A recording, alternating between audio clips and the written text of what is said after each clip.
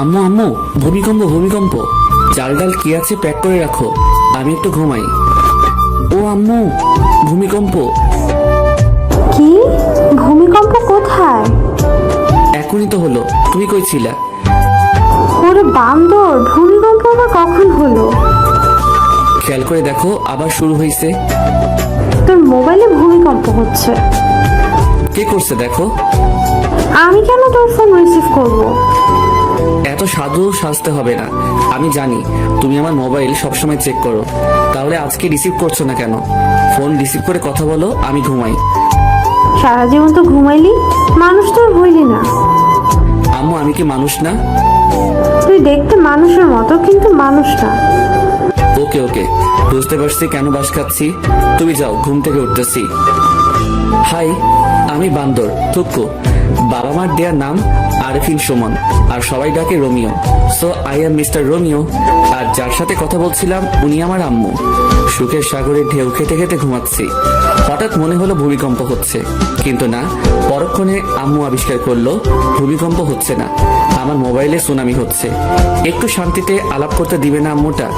আম্মুগুলো কেন যে এমন হয়, কিচ্ছু বুঝি না। এই গেল মোবাইল নিয়ে কথা বলতে, আবার কথা বলে চলেও আসছে।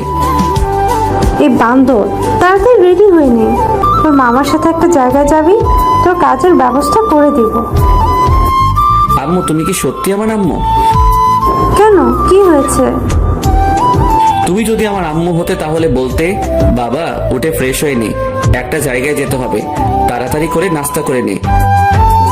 বান্দর পোলা, বকবক না করে তাড়াতাড়ি রেডি হয়ে নে। উঠতেছি উঠতেছি, যাও তুমি। নাস্তা শেষ করে মিস্টার কাজল মামার সাথে বের হলাম। দেখি না কি হয়, কি কাজের ব্যবস্থা করলে একটু দেখি। 2 ঘন্টা পর একটা বিশাল বড় বাড়ির সামনে এসে দাঁড়ালাম। বাড়ির চারপাশে বাউন্ডারি করা, গোল্ডেন কালারের রং করা চারপাশে। ওই মিস্টার কাজল মামা, এখানে আমাদের কাজ কি? আমাদের না, শুধু তোর। আমার মানে, আমি কি করব এখানে? কাজ করবি, কিসের কাজ করব বলো? যেটা ঠিক করা হয় কথা বলে সেটা করবি। ঠিক করা মানে? আমি আগে থেকে বলে দিচ্ছি, আমি বাড়ির কেয়ারটেকারের কাজ করতে পারবো না বলে দিলাম। যদি রাজি থাকো তাহলে বাড়ির ভিতরে যাব, না হলে বাড়ির ভিতরে ঢুকবো না। তোর পাগল, চল ভেতরে যাই। আগে বলো তুমি রাজি কিনা। চল, আমি রাজি। আহ, কি সুন্দর বাড়ি। এমন যদি একটা শ্বশুর বাড়ি হতো তাহলে ঘর জামাই থাকতে আমি 2 পায়ে রাজি। বাড়ির সামনে দক্ষিণ পাশে সেই একটা বাগান, সব ধরনের ফুল আছে। মনে হয় যত ফুল জন্মায় বাংলার মাটিতে সব ফুলের গাছ এই বাড়িতে। বাড়ির ভিতরটা আরো সুন্দর, বাইরে থেকে অতটা বোঝা যায় না। বাড়িটা মাটির উপরে 2 তলা, মাটির নিচে পুরো 3 তলা। আমাদের বাড়ি থেকে 5 মিনিটের পথ সেখানেও একটা বাড়ি আছে, মাটির নিচে 3 তলা, মাটির উপরে 1 তলা। আরে ওই রোমিও, বস তো, আর দেখা লাগবে না। আরে মামু, বাড়িটা তো আগে দেখতে দাও। এত সুন্দর একটা বাড়ি, যদি এমন একটা শ্বশুর বাড়ি হতো। ওই চুপ কর, শ্বশুর বাড়ির চিন্তা করিস না, তাহলে চাকরিটা হবে না। চাকরি না হলে নাই, আমার তাতে কি? আমি তো। কাজল, কেমন আছো? জি ভালো আছি, আপনার খবর কি? এই তো ভালো। সাথে কি তোমার ভাগ্নে নাকি? জি, ওর কথাই বলেছিলাম আপনাকে। তা বাবা কেমন আছো? জি আলহামদুলিল্লাহ ভালো। আপনি কেমন আছেন? এই তো ভালো। তা কি নিয়ে মামার সাথে কথা বলছিলা? দেখেন না আঙ্কেল, আমি শুধু বলছি এমন একটা যদি শ্বশুরবাড়ি হতো আমার, তাহলে ঘর জামাই থাকতাম। আর মামা বলে শ্বশুরবাড়ি চিন্তা করলে চাকরি হবে না। বলেন তো আঙ্কেল, আমি কি ভুল বললাম? কাজল, ও তো কিছু ভুল বলে নাই। আমার কেউ বোঝে না। কাজের কথায় আসি, কি বলো? আঙ্কেল, আমার একটা কথা আছে। কি কথা? আমি বাড়ির কেয়ারটেকারের কাজ করতে পারবো না। ওই তুই চুপ করবি? আমি তো চুপ করে আছি। রোমিও, বাবা তুমি কি কি কাজ করতে পারো? যেমন? গাড়ি চালাতে পারো? পারি। বাইক চালাতে? এটা কোনো ব্যাপার? তোমাকে একটা কাজ দিব, করতে পারবে? অবশ্যই পারবো, তবে। আর বলতে হবে না, আমি তোমাকে সে কাজ দিব না। তাহলে রাজি। তোমার কাজ হলো আমার মেয়ের বডিগার্ড হয়ে থাকা, সবসময় ওর পাশে থাকতে হবে, ওর যেন কোনো বিপদ না হয় দেখবা। আপনি চিন্তা করবেন না, আমি সব সামলিয়ে নিতে পারবো। তাহলে বিকেলে চলে এসো, আর আসার সময় কিছু আনতে হবে না, সবকিছুর ব্যবস্থা আমি করে রাখবো। তাহলে এখন আসি আঙ্কেল, ভালো থাকবেন। বিকালে চলে আসবে কিন্তু। আসি। যাক, বাঁচা গেল। শেষ পর্যন্ত বাড়ির কেয়ারটেকার হতে হলো না, বডিগার্ড হলাম একটা মেয়ের। আমাকে বডিগার্ড হিসেবে পছন্দ না করার মতো কিছু নাই। দানবের মতো চেহারা, হ্যান্ডসাম, দেখতে সুন্দর, আর কি চাই বলেন? তবে পড়ালেখায় বাস, কিচ্ছু পারি না, তাই তো সব ছেড়ে দিয়ে বসে আছি। যাই হোক, মামার কারণে একটা কাজের ব্যবস্থা হলো। রমিও শুন, কাজটা ঠিক মতো করিস। আরে মামা, চিন্তা করো না, मैं हूं না। হিন্দি মারিস না, যেটা বলবে সেটা করবি। করব, কিন্তু উনিকে অনেক বড় ব্যবসায়ী, উনি বেশিরভাগ সময় দেশের বাইরে থাকে, বলতে পারিস সব ব্যবসা দেশের বাইরে। তো এখানে কে কে থাকে? ওনার একমাত্র মেয়ে, ওনার বউ, ওনার ভাই, ভাইয়ের বউ, ছেলে মেয়েরা থাকে। ও চলো বাড়িতে যাই। বিকেলে কি তুমি আসবে আমার সাথে? না। ওকে চলো এবার। দুপুরে খেয়ে দিলাম ঘুম, 5টায় আমুর ডাকে ঘুম ভাঙলো। তারপর ফ্রেশ হয়ে 2 ঘন্টা পর আমার কর্মস্থলে পৌঁছালাম। বাড়িতে এসে কলিং বেল বাজাতে দরজা খুলে দিল একটা মহিলা। আসসালামু আলাইকুম আন্টি। ওয়ালাইকুম আসসালাম। তুমি মনে হয় রোমিও? জি আন্টি, আমি রোমিও। এসো বাবা, ভিতরে এসো। তুমি বসো, আমি নাস্তা নিয়ে আসি। আন্টি, নাস্তা লাগবে না। কেন বাবা? এটা তোমার নিজের বাড়ি মনে করে থাকবা। পারবো না। আমার মুখে মুখে কথা বলবা না।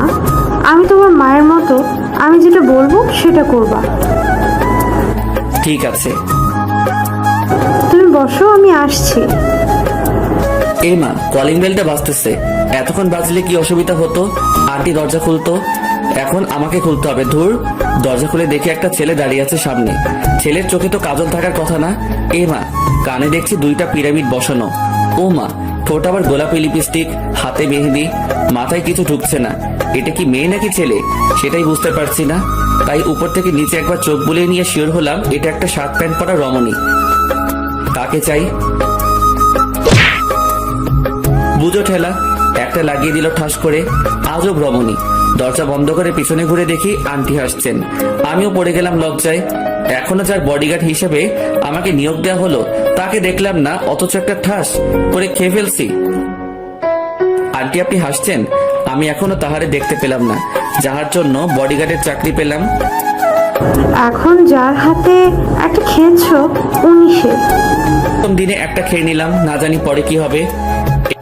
ওকে কিন্তু তোমার সামলাতে হবে, পারবে তো? এই রোমিও পারে না এমন কোনো কাজ নেই আন্টি। চলো তোমার রুমটা দেখিয়ে দে। চলেন। আন্টি, একটা কথা বলবো। বলো বাবা। আমাকে অন্য রুম দিলে হয় না? যেমন? বাড়ির কাজের লোকেরা যে নর্মাল রুমে থাকে তেমন রুমে থাকতে দিলে খুশি হতাম। এখানে থাকলে সমস্যা কি? আন্টি, কুকুরের পেটে যেমন ঘি হজম হয় না, আমার কপালেও এমন রুম সহ্য হবে না, তাই নিচে দিলে ভালো হয়। কিন্তু তোমার আঙ্কেল তো বলে গেছে তোমাকে যেন এই রুমে থাকতে দেয়। আমি আঙ্কেলকে বুঝিয়ে বলবো, আপনি অন্য রুমের ব্যবস্থা করেন। ঠিক আছে, তুমি এসো। গরিবের ছেলে হয়ে এত বড় বাড়িতে কাজ করছি, সেটা অনেক বড় কিছু আমার কাছে। যেই রুমে আমাকে থাকতে দিতে বলছে আঙ্কেল, সেই রুমে আমাদের পুরো পরিবার থাকতে পারবে। এত কিছু সহ্য হবে না। বেশি আরামে থাকতে গেলে পরে সবকিছু হারাম হয়ে যাবে। কথায় কথায় আন্টির থেকে নামটাও জেনে নিলাম, সালমা আক্তার জলি। আমাকে যার জন্য নিয়োগ করা হয়েছে তার নাম সালমা আক্তার জলি। অনেক রাগী বদমেজাজি একটা মেয়ে। আন্টি, একটা কথা বলবো। বলো, তবে পরবর্তীতে অনুমতি চাইবে না। আচ্ছা, ওনাকে উপরে দিলেন কেন? নিচে এত সুন্দর রুম থাকতে। ওর জন্য সব জায়গায় একটা করে রুম আছে, যেখানে ইচ্ছে সেখানে থাকে সে। ও, ঘোরাঘুরি করে বাড়িটা দেখতে দেখতে 10টা বেজে গেল। রুমে এসে বিছানায় শরীরটা এলিয়ে দিতেই ঘুম চলে আসলো। সেটা আর বেশিক্ষণ টিকলো না। আন্টি এসে খেতে ডাকলো। খাওয়ার কোনো ইচ্ছা ছিল না। আন্টির জোরাজোরিতে টেবিলে বসতে হলো। সব সবগুলো অপরিচিত মুখ আমার দিকে তাকিয়ে আছে। আন্টি সবার সাথে পরিচয় করিয়ে দিল। প্রায় 10 মিনিট হলো বসে আছি, এখনো কেউ খাওয়া শুরু করে নাই। সবাই ম্যাডামের জন্য অপেক্ষা করছে, তার আসার নাম নেই। আর এইদিকে এই কানন মেয়েটি আমার দিকে তাকিয়ে আছে, অস্বস্তি লাগছে। এই মাইয়া কি কোনোদিন ছেলে দেখে নাই? হা করে তাকিয়ে আছে। না আর না, কিছু একটা করতে হবে। এই যে হা করে আছেন কেন? মশা ঢুকবে। হা হা হা, রোমিও ভাই ঠিকই বলেছেন। রোমিও ভাই বলবেন না, ভাইটা বাদ দেন। আচ্ছা ঠিক আছে। আমাকে পচানো হচ্ছে তাই না? এখানে পচানোর কি আছে? যেটা সত্যি সেটা বললাম। কি সত্যি বলছেন? মশা ঢুকবে এটা কি সত্যি না? এখানে কি হচ্ছে? সবাই চুপ। সবাই চুপ করে আছে, কারণ জুলি ম্যাডাম আসছে। কাকে কি বলবে তার কোনো ঠিক নাই, তাই সবাই চুপচাপ বসে আছে। আর ওই মাইয়াটা আমার দিকে তাকিয়ে আছে। মা, এই ছেলেটা এখানে কেন? ও রোমিও, আজ থেকে এখানে থাকবে। তোর জন্য তোর নিয়োগ করা হয়েছে। আমার জন্য মানে?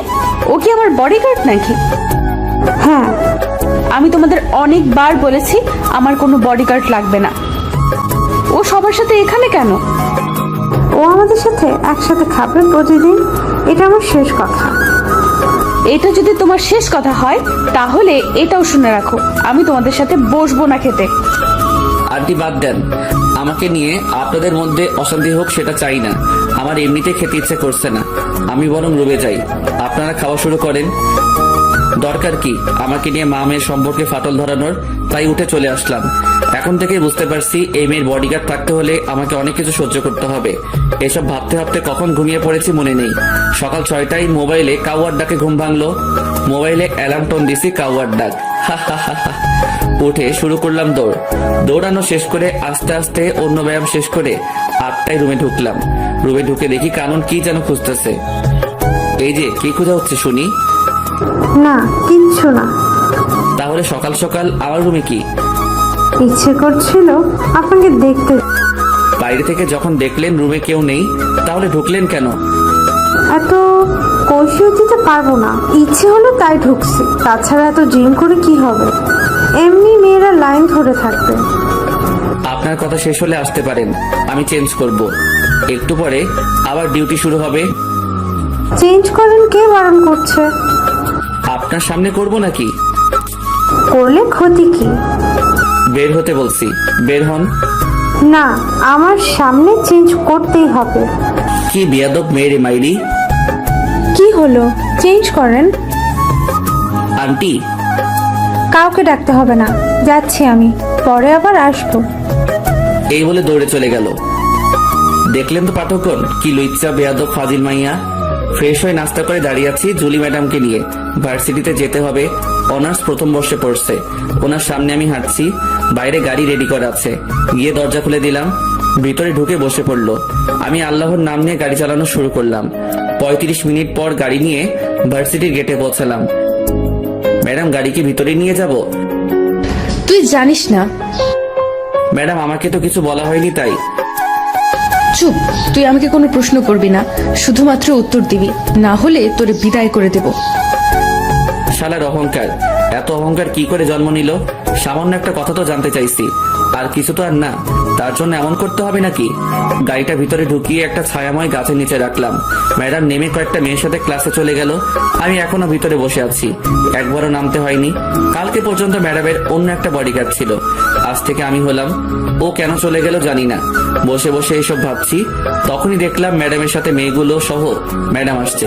একটু সামনে আসতে কয়েকটা ছেলে গিয়ে পথ আগলে দাঁড়ালো। ম্যাডামকে দেখছি ভয় ভয় চোখে চারিদিকে তাকাচ্ছে। তখন মনে হলো, আরে আমাকে তো ওনার জন্য নিয়োগ দেওয়া হলো। তাড়াতাড়ি করে হাতে হকি স্টিকটা নিয়ে গাড়ি থেকে নেমে দিলাম দৌড়। আমাকে দেখা মাত্র ম্যাডাম ভয়ের তো চেহারা চেঞ্জ হয়ে গেল, আর ছেলেগুলো তো ভার্সিটির গেটের দিকে দৌড় দিছে। ম্যাডাম, আপনি ঠিক আছেন তো? তোরে কি গাড়িতে বসে থাকার জন্য আমার বডিগার্ড করা হয়েছে? Sorry madam. ম্যাডাম ওনার বান্ধবীদের সাথে হাঁটছে, আমি এসে গাড়ির উপরে বসলাম আর ম্যাডামের দিকে লক্ষ্য রাখছি। মেয়েদের থেকে দূরে থাকতে বেশি ভালো লাগে। এখন তো পুরো একটা মেয়ের বডিগার্ড হয়ে গেলাম। তার সাথে সাথে হেঁটে তাকে গার্ড দেওয়ার থেকে এখান থেকে বসে দিচ্ছি। যত মেয়ে ঢুকছে গেট দিয়ে সবাই আমার দিকে তাকিয়ে আছে। আর কয়েকটা মেয়ে যে গাছটার নিচে গাড়ি দাঁড় করানো তার থেকে একটু দূরে বসে কি যেন বলছে আর তাকিয়ে আছে। এই মায়াগুলো কি কখনো ছেলে দেখে নাই? এমন ভাবে তাকিয়ে আছে মনে হচ্ছে কোনো এলিয়েন বসে আছি তাহাদের সামনে। ম্যাডামের অবস্থান দেখে নিলাম একবার। আমার দিকে সিংহের মতো থুক্কু সিংহের মতো তাকিয়ে আছে। বুঝতে পারছি আজকে আমার খবর আছে। বাম পাশে তাকাতে দেখি 4টা চোখ আমার দিকে তাকিয়ে তাকিয়ে সামনে যাচ্ছে। মানে চশমা পরা একটা মেয়ে যাচ্ছে আমার দিকে তাকিয়ে থাকতে থাকতে। ট্যালেন্ট আছে মাইরি, কি সুন্দর করে তাকিয়ে আছে। হাঁটতে গিয়ে গাছের সাথে ধাক্কা খেলো। সবাই হেসে উঠলো যারা এটা লক্ষ্য করছে। আমার হাসা বারণ, তাই ইচ্ছা থাকা সত্ত্বেও হাসতে পারলাম না। বেচারির জন্য কষ্ট হচ্ছে। সবার সামনে পড়ে গেল, তাও আমাকে দেখতে দেখতে। প্রথম দিন শেষ হলো আরো নানা ধরনের কাহিনীর মাধ্যমে। বাড়িতে এসে ফ্রেশ হয়ে খেয়ে দিলাম একটা ঘুম। 6টায় উঠলাম ঘুম থেকে। আন্টি ডাক দিল ওনাদের সাথে আড্ডা দিতে। কেমন কাটলো প্রথম দিন? আর বলবেন না আন্টি, একটু হাসতে পারি নাই। কেন হাসতে পারেন নাই? বডিগার্ড তো তাই। কাহিনী কি সেটা বলেন। পুরো কাহিনীটা বললাম। সবাই হাসতে হাসতে শেষ। আন্টি আঙ্কেল কোথায়? উনি তো বিকালের ফ্লাইটে চলে গেছে। কেন? আন্টি আমাকে যদি কাজগুলো ভালোভাবে বুঝিয়ে দিতেন তাহলে ভালো হতো। কিছু বলে দিতে হবে না, তুমি সব সময় ওর পাশাপাশি থাকবে। ও যেখানে যাবে সেখানে যাবে। ও বারণ করার পরও তোমাকে তোমার দায়িত্ব পালন করতে হবে। আমার দায়িত্ব আমি যথাযথভাবে পালন করব। আমার মেয়েটার যেন কোনো ক্ষতি না হয়, তবে নিজের দিকেও খেয়াল রেখো। দোয়া করবেন আন্টি। কিছুক্ষণ আড্ডা দিয়ে বাইরে বের হলাম। নতুন এলাকা একটু রাতে ঘুরে দেখতে প্রায় 10টা বাজলো। বাড়িতে এসে কলিং বেল বাজানোর সাথে সাথে দরজা খুলে দিল কানন। কি মশাই, কোথায় ছিলেন? আপনাকে বলবো কেন? রমিও বাবা কি হলো, ভেতরে আসো। জি আন্টি আসছি। ফ্রেশ হয়ে খেতে বসলাম। ম্যাডাম আসছে না। আন্টির কাছে জানতে চাইলে আন্টি বলে ওনার জন্য খাবার পাঠিয়ে দেওয়া হয়েছে। খাওয়া শেষ করে ঘুম দিলাম। পরের দিন ঘুম থেকে উঠে প্রতিদিনের কাজগুলো শেষ করে নাস্তা করে বসে আছি। ম্যাডাম আসলে ভার্সিটির দিকে রওনা দিব। এই তো ম্যাডাম আসছে। গাড়ির দরজা খুলে দিলাম। ম্যাডাম ঢুকলো, সাথে আসছে কানন। দরজা বন্ধ করেন কেন? আমি যাব। আপনি কোথায় যাবেন? আরে আমার সেম ইয়ার। ও, দরজা খুলে দেন। আপনি নিজে খুলে ঢুকেন। জুলিকে বলবো নাকি? খুলে দিচ্ছি তো। শালার কপাল, কেন যে বডিগার্ডের চাকরি করছে আল্লাহ জানে। কখন যে ভার্সিটিতে এসে পড়ছি মনে করতে পারছি না। ম্যাডাম আর কানন নেমে চলে গেল। আজকেও দেখছি ছেলেগুলো পথ আগলে দাঁড়ালো। আজ এদের খবর আছে। স্টিকটা হাতে নিয়ে এগিয়ে গেলাম আর সব কয়টাকে ইচ্ছে মতো পিটালাম। তারপরে একটা গাড়ি এসে ওদেরকে নিয়ে গেল। ম্যাডাম আর কানন আর কালকের মেয়েগুলো সবাই ক্লাসে চলে যায় আর আমি প্রিন্সিপালের রুমের দিকে পা বাড়ালাম। 30 মিনিট কথা বলার পর স্যার রাজি হলো। কথা বলছিলাম ম্যাডামের জন্য। ওনার বডিগার্ড হলাম মাত্র 2 দিন হলো। এর মধ্যে 2বার বিপদের মুখে পড়লো, তাই আর কোনো রিস্ক নিতে চাইলাম না। স্যারের সাথে কথা বলে অন্য সব স্যার ম্যাডামের সাথে আলোচনা করে সিদ্ধান্ত হলো যে ম্যাডামের সাথে ক্লাসে আমিও থাকবো। পরদিন ম্যাডাম আর কানন ক্লাসে যাওয়ার পর আমি গাড়িটা একটা গাছের নিচে রেখে ক্লাসরুমে প্রবেশ করলাম। সবাই তাকিয়ে আছে। আমার জন্য একটা চেয়ার রাখা আছে, ওটাতে গিয়ে বসলাম। সবাই পিছনে তাকিয়ে আছে। নিজেকে একটা এলিয়েন মনে হচ্ছে। ম্যাডাম রাগী দৃষ্টিতে তাকিয়ে আছে। স্যারকে আসতে দেখে একটু শান্তি পেলাম। পিছনে তাকিয়ে আছো কেন সবাই? ও জুলি আর কাননের বডিগার্ড, কোনো এলিয়ান না। আহ, স্যার আমার মুখের কথাটি বলে দিল। সবাই ক্লাস করছে, আমি সবাইকে তাকিয়ে তাকিয়ে দেখছি। দেখি কানন আমার দিকে বারবার তাকাচ্ছে। স্যার কি বলল? দুজনের বডিগার্ড নিয়োগ করা হয়েছে নাকি আমাকে? আজকে গিয়ে আন্টির কাছে জানতে চাইবো কার বডিগার্ড আমি। কাননের থেকে 2জন পরে দেখি ফুলটসি। না, এটা তো ফুলটসি না, 4 চোখ। এমা, কালকের ওই মেয়েটি যে গাছের সাথে ধাক্কাকে পড়ে গেল তাকিয়ে আছে দেখো। চোখ দুটো যেন সরছেই না। শালার কপাল, এভাবে যদি প্রতিদিন চলতে থাকে তাহলে আমারে কোন দিন কোন মাইয়া নিয়ে পালিয়ে যাবে তার কোনো ঠিক নেই। আজ থেকে কারো দিকে তাকাবো না। প্রথম ঘন্টা শেষ হতেই কানন লাফিয়ে লাফিয়ে আমার কাছে আসলো, সাথে আরো 4-5টা। এদের কারণে ম্যাডামকে দেখতে পারছি না।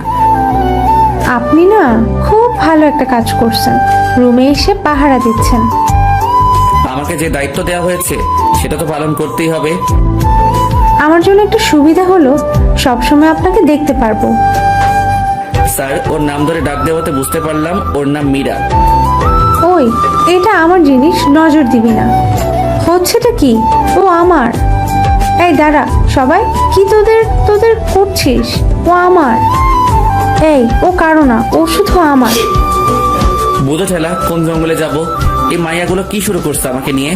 আরে আমি মানুষ একজন, তোরা যদি একসাথে সবাই টানাটানি করিস আমি তাহলে কোথায় যাব?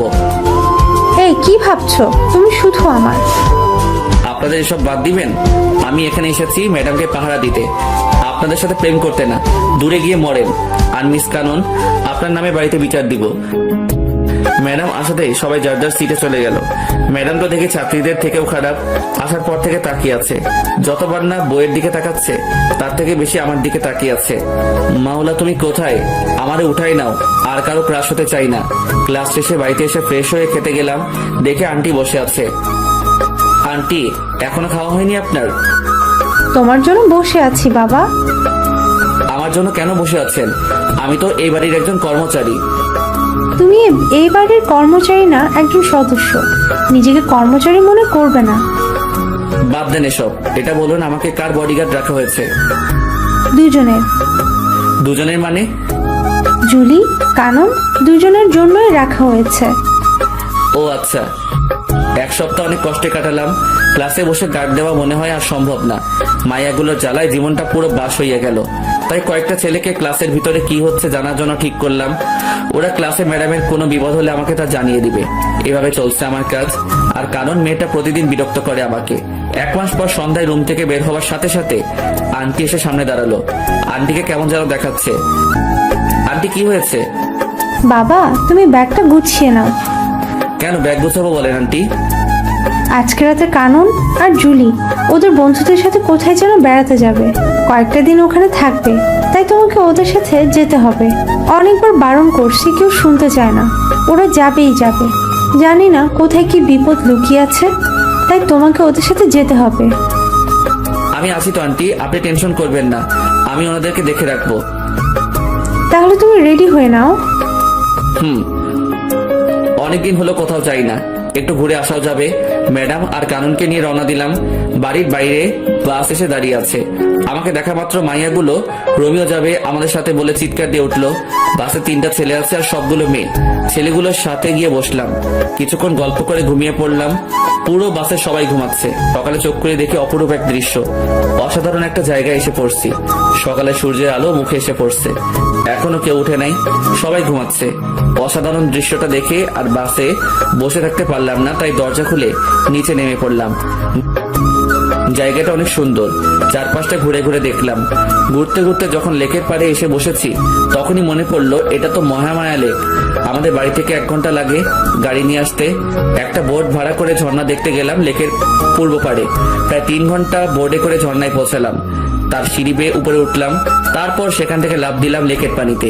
কিছুক্ষণ সাঁতার কেটে আবার বোর্ডে উঠলাম। 11:30-এ আগের জায়গায় দাঁড়ালো। আমি নেমে ওর ভাড়া দিয়ে বাসের দিকে রওনা দিলাম। সবাই বাইরে বসে আছে বাসের সামনে। ছেলে 3টা বাসের উপরে। আমি আস্তে আস্তে এগুচ্ছি আর ম্যাডাম আমাকে দেখে রাগি চোখে তাকিয়ে আছে। আর সবাই এসে আমাকে ঘিরে ধরলো। এই, তুই কোথায় গেছিলি? এখন কয়টা বাজে খবর আছে? ম্যাডাম, এটা আমার এলাকার মধ্যেই পড়ে। আমি এখানে আগে আরো এসেছি, তাই একটু ঘুরতে গিয়েছিলাম। কোথায় গিয়েছিলি যে ভিজে আসছিস? ঝর্ণায় গিয়েছি, লেগে সাঁতার কাটছি। ঝর্ণাও আছে এখানে? অসাধারণ একটা জায়গা ম্যাডাম এটা। সারাদিন অনেক ঘোরাঘুরি করলাম, সবাই অনেক আনন্দ করলো। আমার খবর করে ছাড়লো মাইয়াগুলো। একটা এদিকে টানে আর একটা ওইদিকে টানে, শুধু সেলফি আর সেলফি। এই বলে সেলফি তুলবো, ও বলে সেলফি তুলবো। আমার জীবনটা শেষ করে দিবে এই মাইয়াগুলো। দুপুরে আমার পরিচিত একটা হোটেল থেকে খাবার এনে দুপুরে খেলাম সবাই মিলে। একটা জিনিস খারাপ লাগলো, সবাই অসাধারণ কাপড় পরে এসেছে আর ম্যাডাম জিন্স আর শার্ট পরে এসেছে, তাই খারাপ লাগলো। সন্ধ্যায় সবাই তাঁবু কাটানোর জন্য আলোচনা করছে। ম্যাডাম, এখানে রাতে থাকা যাবে না, ফিরে যেতে হবে। কেন, কি হয়েছে? এই জায়গাটা দিনে যতটা সুন্দর রাতে ততটা ভয়ঙ্কর। আমরা এত মানুষ, কোনো কিছু হবে না। আপনাদের যদি থাকতে মন চায় তাহলে আপনারা থাকতে পারেন, আমি থাকবো না। তুই এখানে থাকবি, কোথাও যেতে পারবি না। এখানে থাকা সম্ভব না। আমি থাকবো না, ব্যাস। কোথায় যাবি? আমি আমার বাড়িতে চলে যাব। তুই আমার বডিগার্ড, আমি যা বলবো তাই করবি। আমি এক্ষুনি আন্টির সাথে কথা বলবো। আন্টি যা বলবে তা করব। Hello aunty. কি হয়েছে বাবা? আন্টি, এখানে থাকার কোনো জায়গা নেই। ম্যাডাম বলছে এখানে তাঁবু খাটাতে, কিন্তু জায়গাটা খুব খারাপ। সন্ধ্যার পর একটা মানুষের চিহ্ন থাকে না। এখন কি করব? আমি পারবো না এখানে থাকতে। তুমি কি জায়গাটা চিনো? আমাদের এখানে জায়গাটা। তুমি মোবাইল দাও জুলিকে। মাথা খারাপ নাকি? জীবনেও তো থাকবো না এখানে রাতে। এই জায়গায় যে থেকেছে রাতে সেই মরেছে। আমি বাবা এসবের মধ্যে নাই। এখনো বিয়ে করি নাই। বিয়ের আগে আমি পরলোক গমন করতে চাই না। কত স্বপ্ন ছিল, একটা বিয়ে করব, একটা ফুটবল টিমের বাবা হব। হে খোদা, আমি উপরে যেতে চাই না। আমি বাড়ি যাব। ওই কি বিড়বিড় করছিস? আমি মরতে চাই না। আমারে নিও না খোদা। ওই উল্টাপাল্টা কি বলিস? না ম্যাডাম, কিছু না। কথা বল। হ্যালো যমরাজ। রোমিও, কি হয়েছে বাবা? আমি তোমার আন্টি বলতেছি। ও আন্টি বলেন। তুমি সবাইকে নিয়ে চলে আসো। ধন্যবাদ আন্টি, আমি সবাইকে নিয়ে আসতেছি। সাবধানে এসো। ওই ড্রাইভার ভাই, তাড়াতাড়ি বাস চালু করো। নিজে বাসলে আম্মুর নাম থুক্কু, বাপের নাম। অবশেষে বাড়িতে এসে ঢুকলাম। সবাই বসে আছে। আন্টি প্রশ্নের উপর প্রশ্ন করছে। প্রশ্নের ভিতরে প্রশ্ন, প্রশ্নের বাইরে প্রশ্ন করেই যাচ্ছে। আন্টি কোনো প্রশ্নের উত্তর দিতে পারবো না, ঘুমাবো। সেই একটা ঘুম দিলাম। সকালে উঠে প্রতিদিনের কাজ শেষ করে বাড়িতে আসার সাথে সাথে আন্টি আবার শুরু করলো। রোমিও বাবা, ওখানে কি হয়েছে? কিছু হয়নি আন্টি। তাহলে ফিরে আসলে কেন? আন্টি, জায়গাটা ভয়ঙ্কর। রাতে যে সেখানে থাকতে চাইছে, পরদিন তাকে আর পাওয়া যায়নি। দিনে জায়গাটা যতটা সুন্দর, রাতে ততটা ভয়ঙ্কর। এত জলদি ভয়ঙ্কর হয়? তাহলে তুমি যে পানিতে সাঁতার কাটলে কেন? আবার কোথায় ঝর্ণা ছিল সেখানেও গিয়েছো? আমার অবস্থা খারাপ হয়ে গিয়েছিল পানিতে নামার পর। কেন? ওই লেকের পানিতে যারা সাঁতার কাটতে নামছে তাদের অনেককে আর পাওয়া যায়নি। পানির নিচে তলিয়ে গেছে। কয়েকদিন পর পর লাশগুলো ভেসে উঠতো, কিন্তু মানুষগুলোকে ডুবুরিরাও খুঁজে পায়নি। তাহলে তুই নামতে গেলি কেন ওই লেকের পানিতে? লোভ সামলাতে পারি নাই সাঁতার কাটার, তাই নেমে পড়েছিলাম। ও ছিল বলে আজকে তোরা সবাই বেঁচে গেলি, না হলে তো আর খুঁজেই পেতাম না তোদের। ম্যাডাম, গাড়ি বের করবো? ভার্সিটিতে যাবেন? না, আজকে কোথাও যাবে না কেউ। ঠিক আছে আন্টি। 2 দিন পর সকালে ব্যায়াম করে রুমে ঢুকে দেখি কারণ বসে আছে। এই মাইয়া এখানে কেন? কি চাই আপনার? তোমাকে চাই রোমিও। আমি আমার কারো হতে পারবো না। তোমাকেই যে আমার হতে হবে। মাথা খারাপ করবেন না, জানতো। রিলেশন শুরু হওয়ার আগে জান বলে ডাকছো? এত বেশি বুঝেন কেন? আপনাকে যেতে বলছি এখান থেকে। আমি যাব না। কি করবা? বাইরে যাবেন নাকি আপনার আম্মুকে ডাকবো? ডাকো। আপনার আম্মুকে কি বলে ডাকবো বলেন তো? আমি তো জানি না। জানো না কেন? বিয়ে করি নাই তো, তাই সম্পর্কের প্যাচগুলো বুঝি না। বিয়ে করে ফেলো। বিয়ের কথা পরে আসবে। আগে বলেন আপনার আম্মুকে কি বলে ডাকবো? শাশুড়ি মা বলে ডাকবে। তাহলে ডাকি। শাশুড়ি মা। আরে আরে, কি করো? আন্টি বলে ডাকবা। এবার বাইরে যান, আমি ফ্রেশ হব। ভার্সিটি যাবেন না? যাবো তো। তাহলে গিয়ে রেডি হয়ে নিন, আমিও রেডি হয়ে নেই। আমি এখানে থাকবো। আরে আপনি যাবেন নাকি আন্টিকে ডাকবো? ডাকো, দেখি পারো কিনা। আন্টি। কেউ সাড়া দেয় নাই তো? না। দিবেও না। সবাই তো উপরে। কি হয়েছে রোমিও? আন্টি ওনাকে নিয়ে যান, আমাকে রেডি হতে দিচ্ছে না। সব সময় এমন করে, ওনার নির্যাতন সহ্য করতে পারছি না। ওই কানন, বের হও বলছি। দেখে নিব তোমারে। আন্টি উনি যদি আবার কোনো ফাইজলামি করে তাহলে কিন্তু আমি ওনার বডিগার্ড থাকতে পারবো না। ও যদি আবার এমন করে তাহলে ওর পড়ালেখা বন্ধ করে দিব। আন্টি এত কিছু করতে হবে না, আমি দেখব। নাস্তা শেষ করে গাড়ির দরজা খুলে দিয়ে বসে আছি। ম্যাডাম আর কানন আসলে ভার্সিটির পথে রওনা দিব। প্রায় 10 মিনিট পর আসলো দুজনে। ম্যাডাম পিছনে উঠে বসে পড়লো, আর কানন ফৈন্নিটা আমার সাথে সামনে বসছে। আপনি এখানে কেন? পিছনে যান। যাব না, কি করবা? কি করব মানে? আমার ম্যাডাম বসছে পিছনে, আর আপনার সাহস কি করে হয় আমার সাথে বসার? ওই চুপচাপ গাড়ি চালাও, বেশি কথা বলবা না। আজ থেকে আমি এইখানে বসবো। তাহলে আমি গাড়ি চালাবো না, ড্রাইভার গাড়ি চালাবে, আর আমি আপনি যে সিটে বসছেন ওইটাতে বসবো। তোমার ভাব বেশি, তাই না? এত সুন্দরী একটা মেয়ে পাশে বসলে ছেলেরা হিরো হয়ে যায়, আর তুমি ভাব দেখাচ্ছ। আপনি সুন্দর? কে বলছে? আপনাকে মনে হয় কোনো অন্ধ ব্যক্তি সুন্দর বলছে। এই বান্দর পোলা, কথা ঠিক করে বলো। যাক বাচ্চা গেল, পিছনের সিটে গিয়ে বসছে। পিছনে তাকিয়ে দেখি ম্যাডাম হাসতে হাসতে সিটে শুয়ে পড়ছে। আমি গাড়িটা স্টার্ট করলাম। জানি কানন আমাকে ভালোবাসতে শুরু করছে। যে সম্পর্কের ভবিষ্যৎ নেই সেই সম্পর্কের কোনো মূল্য নেই আমার কাছে, তাই বাদ সবকিছু। ক্লাসরুমে গিয়ে বসছি আমার সিটে, যেটা আমার জন্য রাখা হয়েছে। ঠিক তখনই গুলু চার চোখটা এসে শুরু করলো। এই, তুমি অন্য মেয়েদের দিকে তাকাও কেন? শুধু আমার দিকে তাকিয়ে থাকবে। জানো, তোমাকে দেখার জন্য প্রতিদিন আমি অপেক্ষা করি। প্রথম যেদিন তোমাকে দেখছি সেদিন তো গাছের সাথে ধাক্কাও খেলাম। জানো, প্রথমে একটু ব্যথা লাগলো, যখন দেখলাম সবাই হাসছে, তুমি হাসছো না, তখন আমার সব ব্যথা কোথায় যেন চলে গেল। এই, হা করে আছো কেন? তারপর কি হলো? তারপর আর কিছু নাই। তুমি শুধু আমার, তোমার জন্য আমি সারা জীবন অপেক্ষা করতে পারবো রোমিও। আমিও অপেক্ষা করতে পারবো, শুধু তুই না। আমি তোমার জন্য মরতেও রাজি রোমিও। শালার কপাল, এই মাইয়াগুলো আমারে জ্বালিয়ে মারবে দেখছি। দুই একজনের নাম জানি, আর কারো নামটাও জানি না। সবাই প্রপোজ করতেছে, শুধু ম্যাডাম ছাড়া। ওই সবাই দূরে গিয়ে মর। ও আমার বডিগার্ড। বডিগার্ড মানে বুঝিস তো, ও আমার পুরো বডি সুরক্ষিত রাখবে, তাই ও শুধুই আমার। শুরু হলো আমারে নিয়ে টানাটানি। কোথায় যাব আমি? ইয়া মাবুদ, এই মাইয়াগুলোর বিয়ে হয় না কেন? কানা বোবা যে কারোর সাথে ওদের বিয়ে দিয়ে দাও, তবুও আমার মুক্তি দাও খোদা।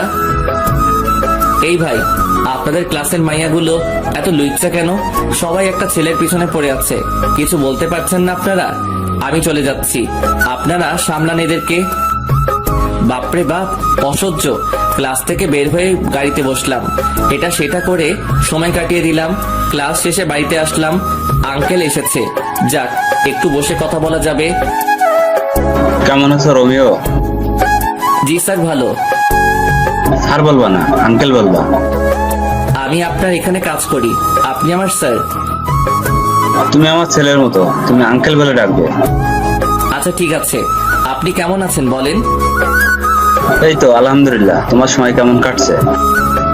প্যারাময় জীবন কাটাচ্ছি। কিছু বললা?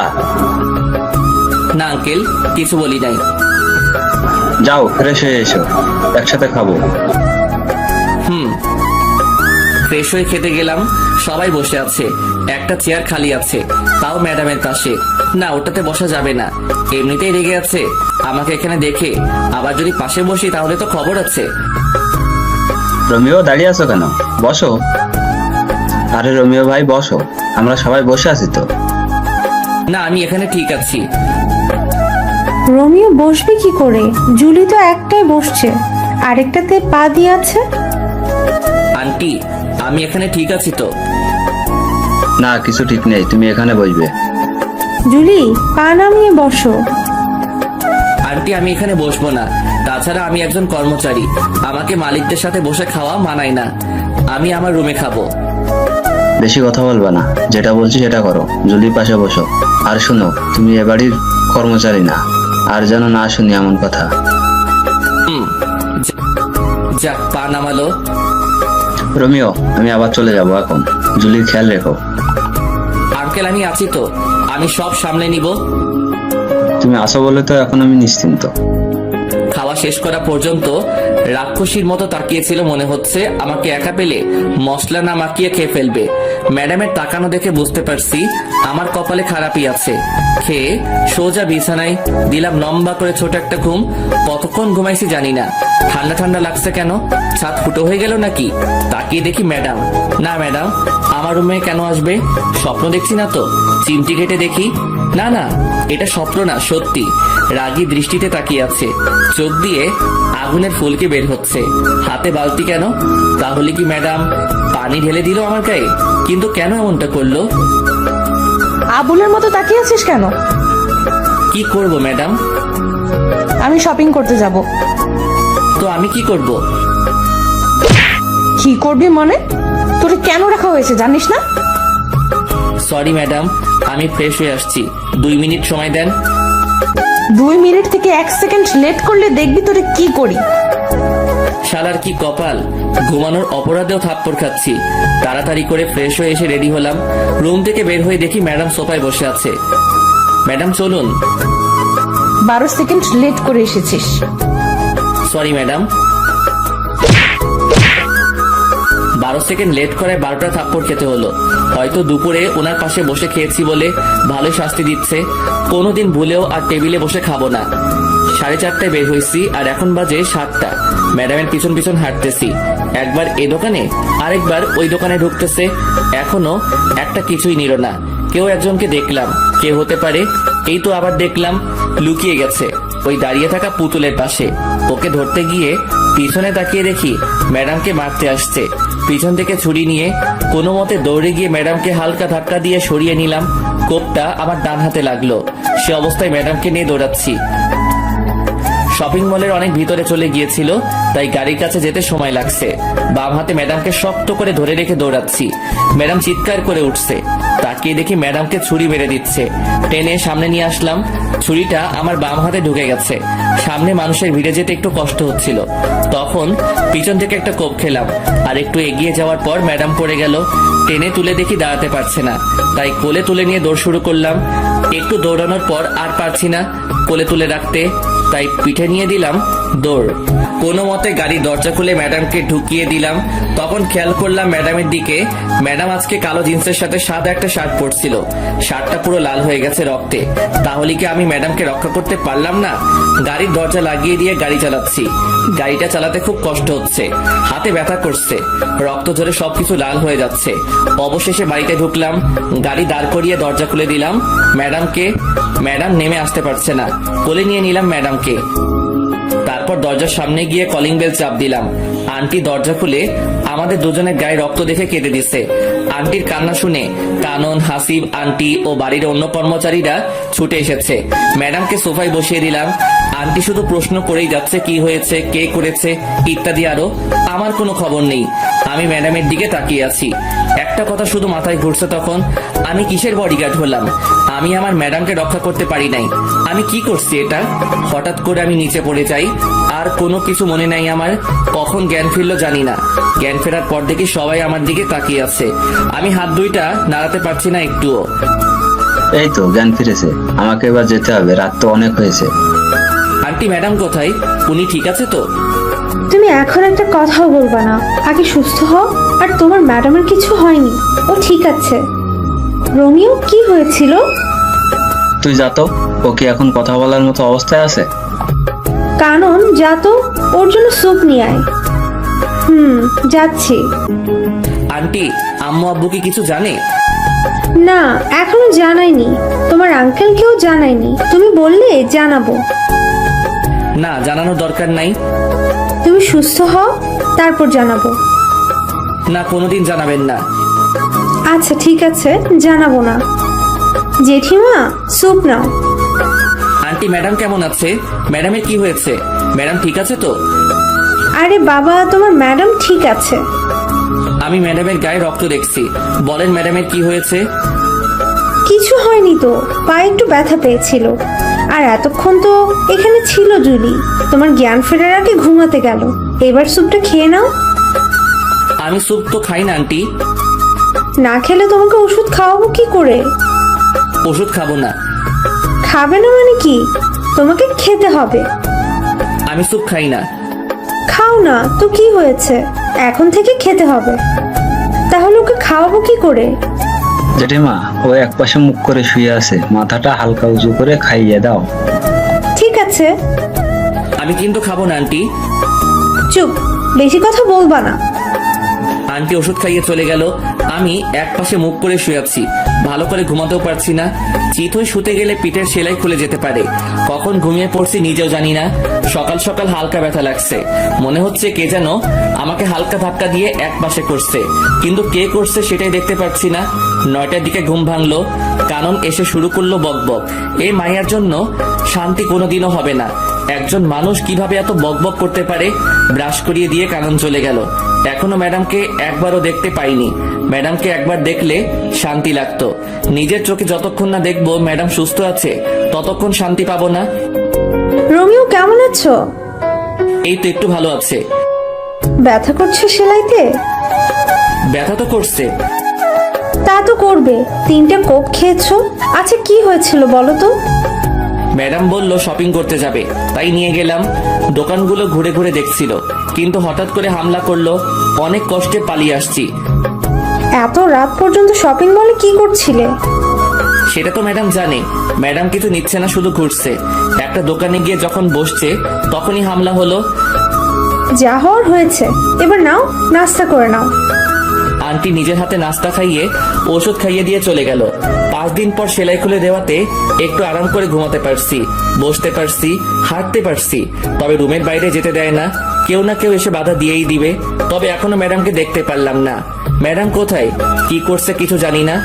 18 দিন পর সুস্থ হলাম। সকালে ঘুম থেকে উঠে আস্তে করে দৌড়াচ্ছি, জিম করছি। অনেক কষ্ট হচ্ছে সব করতে, কিন্তু কি করব?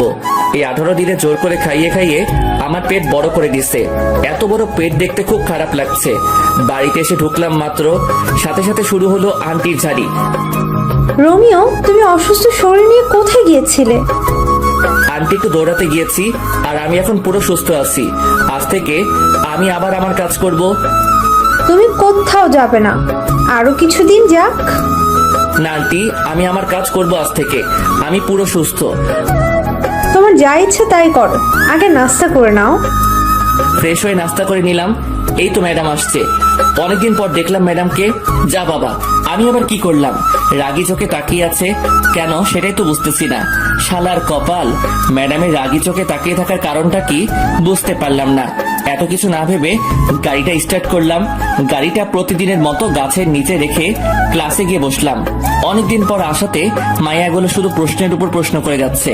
আমি শুধু ওদের প্রশ্নগুলো শুনেই যাচ্ছি। কতজনের উত্তর দিব, কে কোন প্রশ্ন করছে সেটাই তো মনে করতে পারছি না। ওই সবাই চুপ কর। আমার বাবুটার এত বড় একটা বিপদ গেল, আর তুই আমাকে একটুও জানালি না। তোরে জানিয়ে কি করব? তুই কি ওরে সুস্থ করে দিতে পারবি নাকি? ও না পারলেও আমি পারবো। আমি ওকে আর তোদের বডিগার্ডের কাজ করতে দিব না। ওই চুপ, তোদেরকে আগেও বলছি ও শুধুই আমার। আর কেউ যদি ডিস্টার্ব করিস তাহলে তোদের খবর আছে, বলে দিলাম। কারণ তুই যেমন করছিস যে মনে হচ্ছে ও তোর হবু বর, আর যার জন্য এত কিছু করলো সে তো ফিরেও দেখে নাই। সেটা ওর ব্যাপার। এই মাইয়াগুলো প্রতিদিন বিরক্ত করেই চলছে। ওদের জন্য কোথাও শান্তি নাই। যেখানে যাই সেখানেই ওদের জ্বালাতন করে যাচ্ছে। প্রায় 1 মাস পরে ম্যাডাম আর কানন ক্লাসে গেল। আমি বাইরে বসে আছি। ওদের জ্বালায় ক্লাসে থাকতে পারছি না। একদিন ক্লাসে থাকলে একদিন বাইরে থাকতে হয়। গাড়িতে বসেছিলাম, কেন যেন গাড়ি থেকে মাথা বের করে পিছনে তাকালাম। তখনই দেখলাম 2 মাস আগে যে ছেলেদের মারছি ওরা আসছে। ওদের সাথে আরো অনেকে আসছে। গাড়িটা জোরে চালিয়ে সিঁড়ির সামনে নিয়ে গেলাম। দরজা খুলে রেখে তাড়াতাড়ি দৌড়ে একতলায় ম্যাডামদের রুমে গেলাম। সবাই আমাকে দেখে তাকিয়ে আছে। দৌড়ে আসাতে ভয়ে হাঁপাচ্ছি তাই। কি হয়েছে রোমিও, এমন করছো কেন? তাড়াতাড়ি চলেন।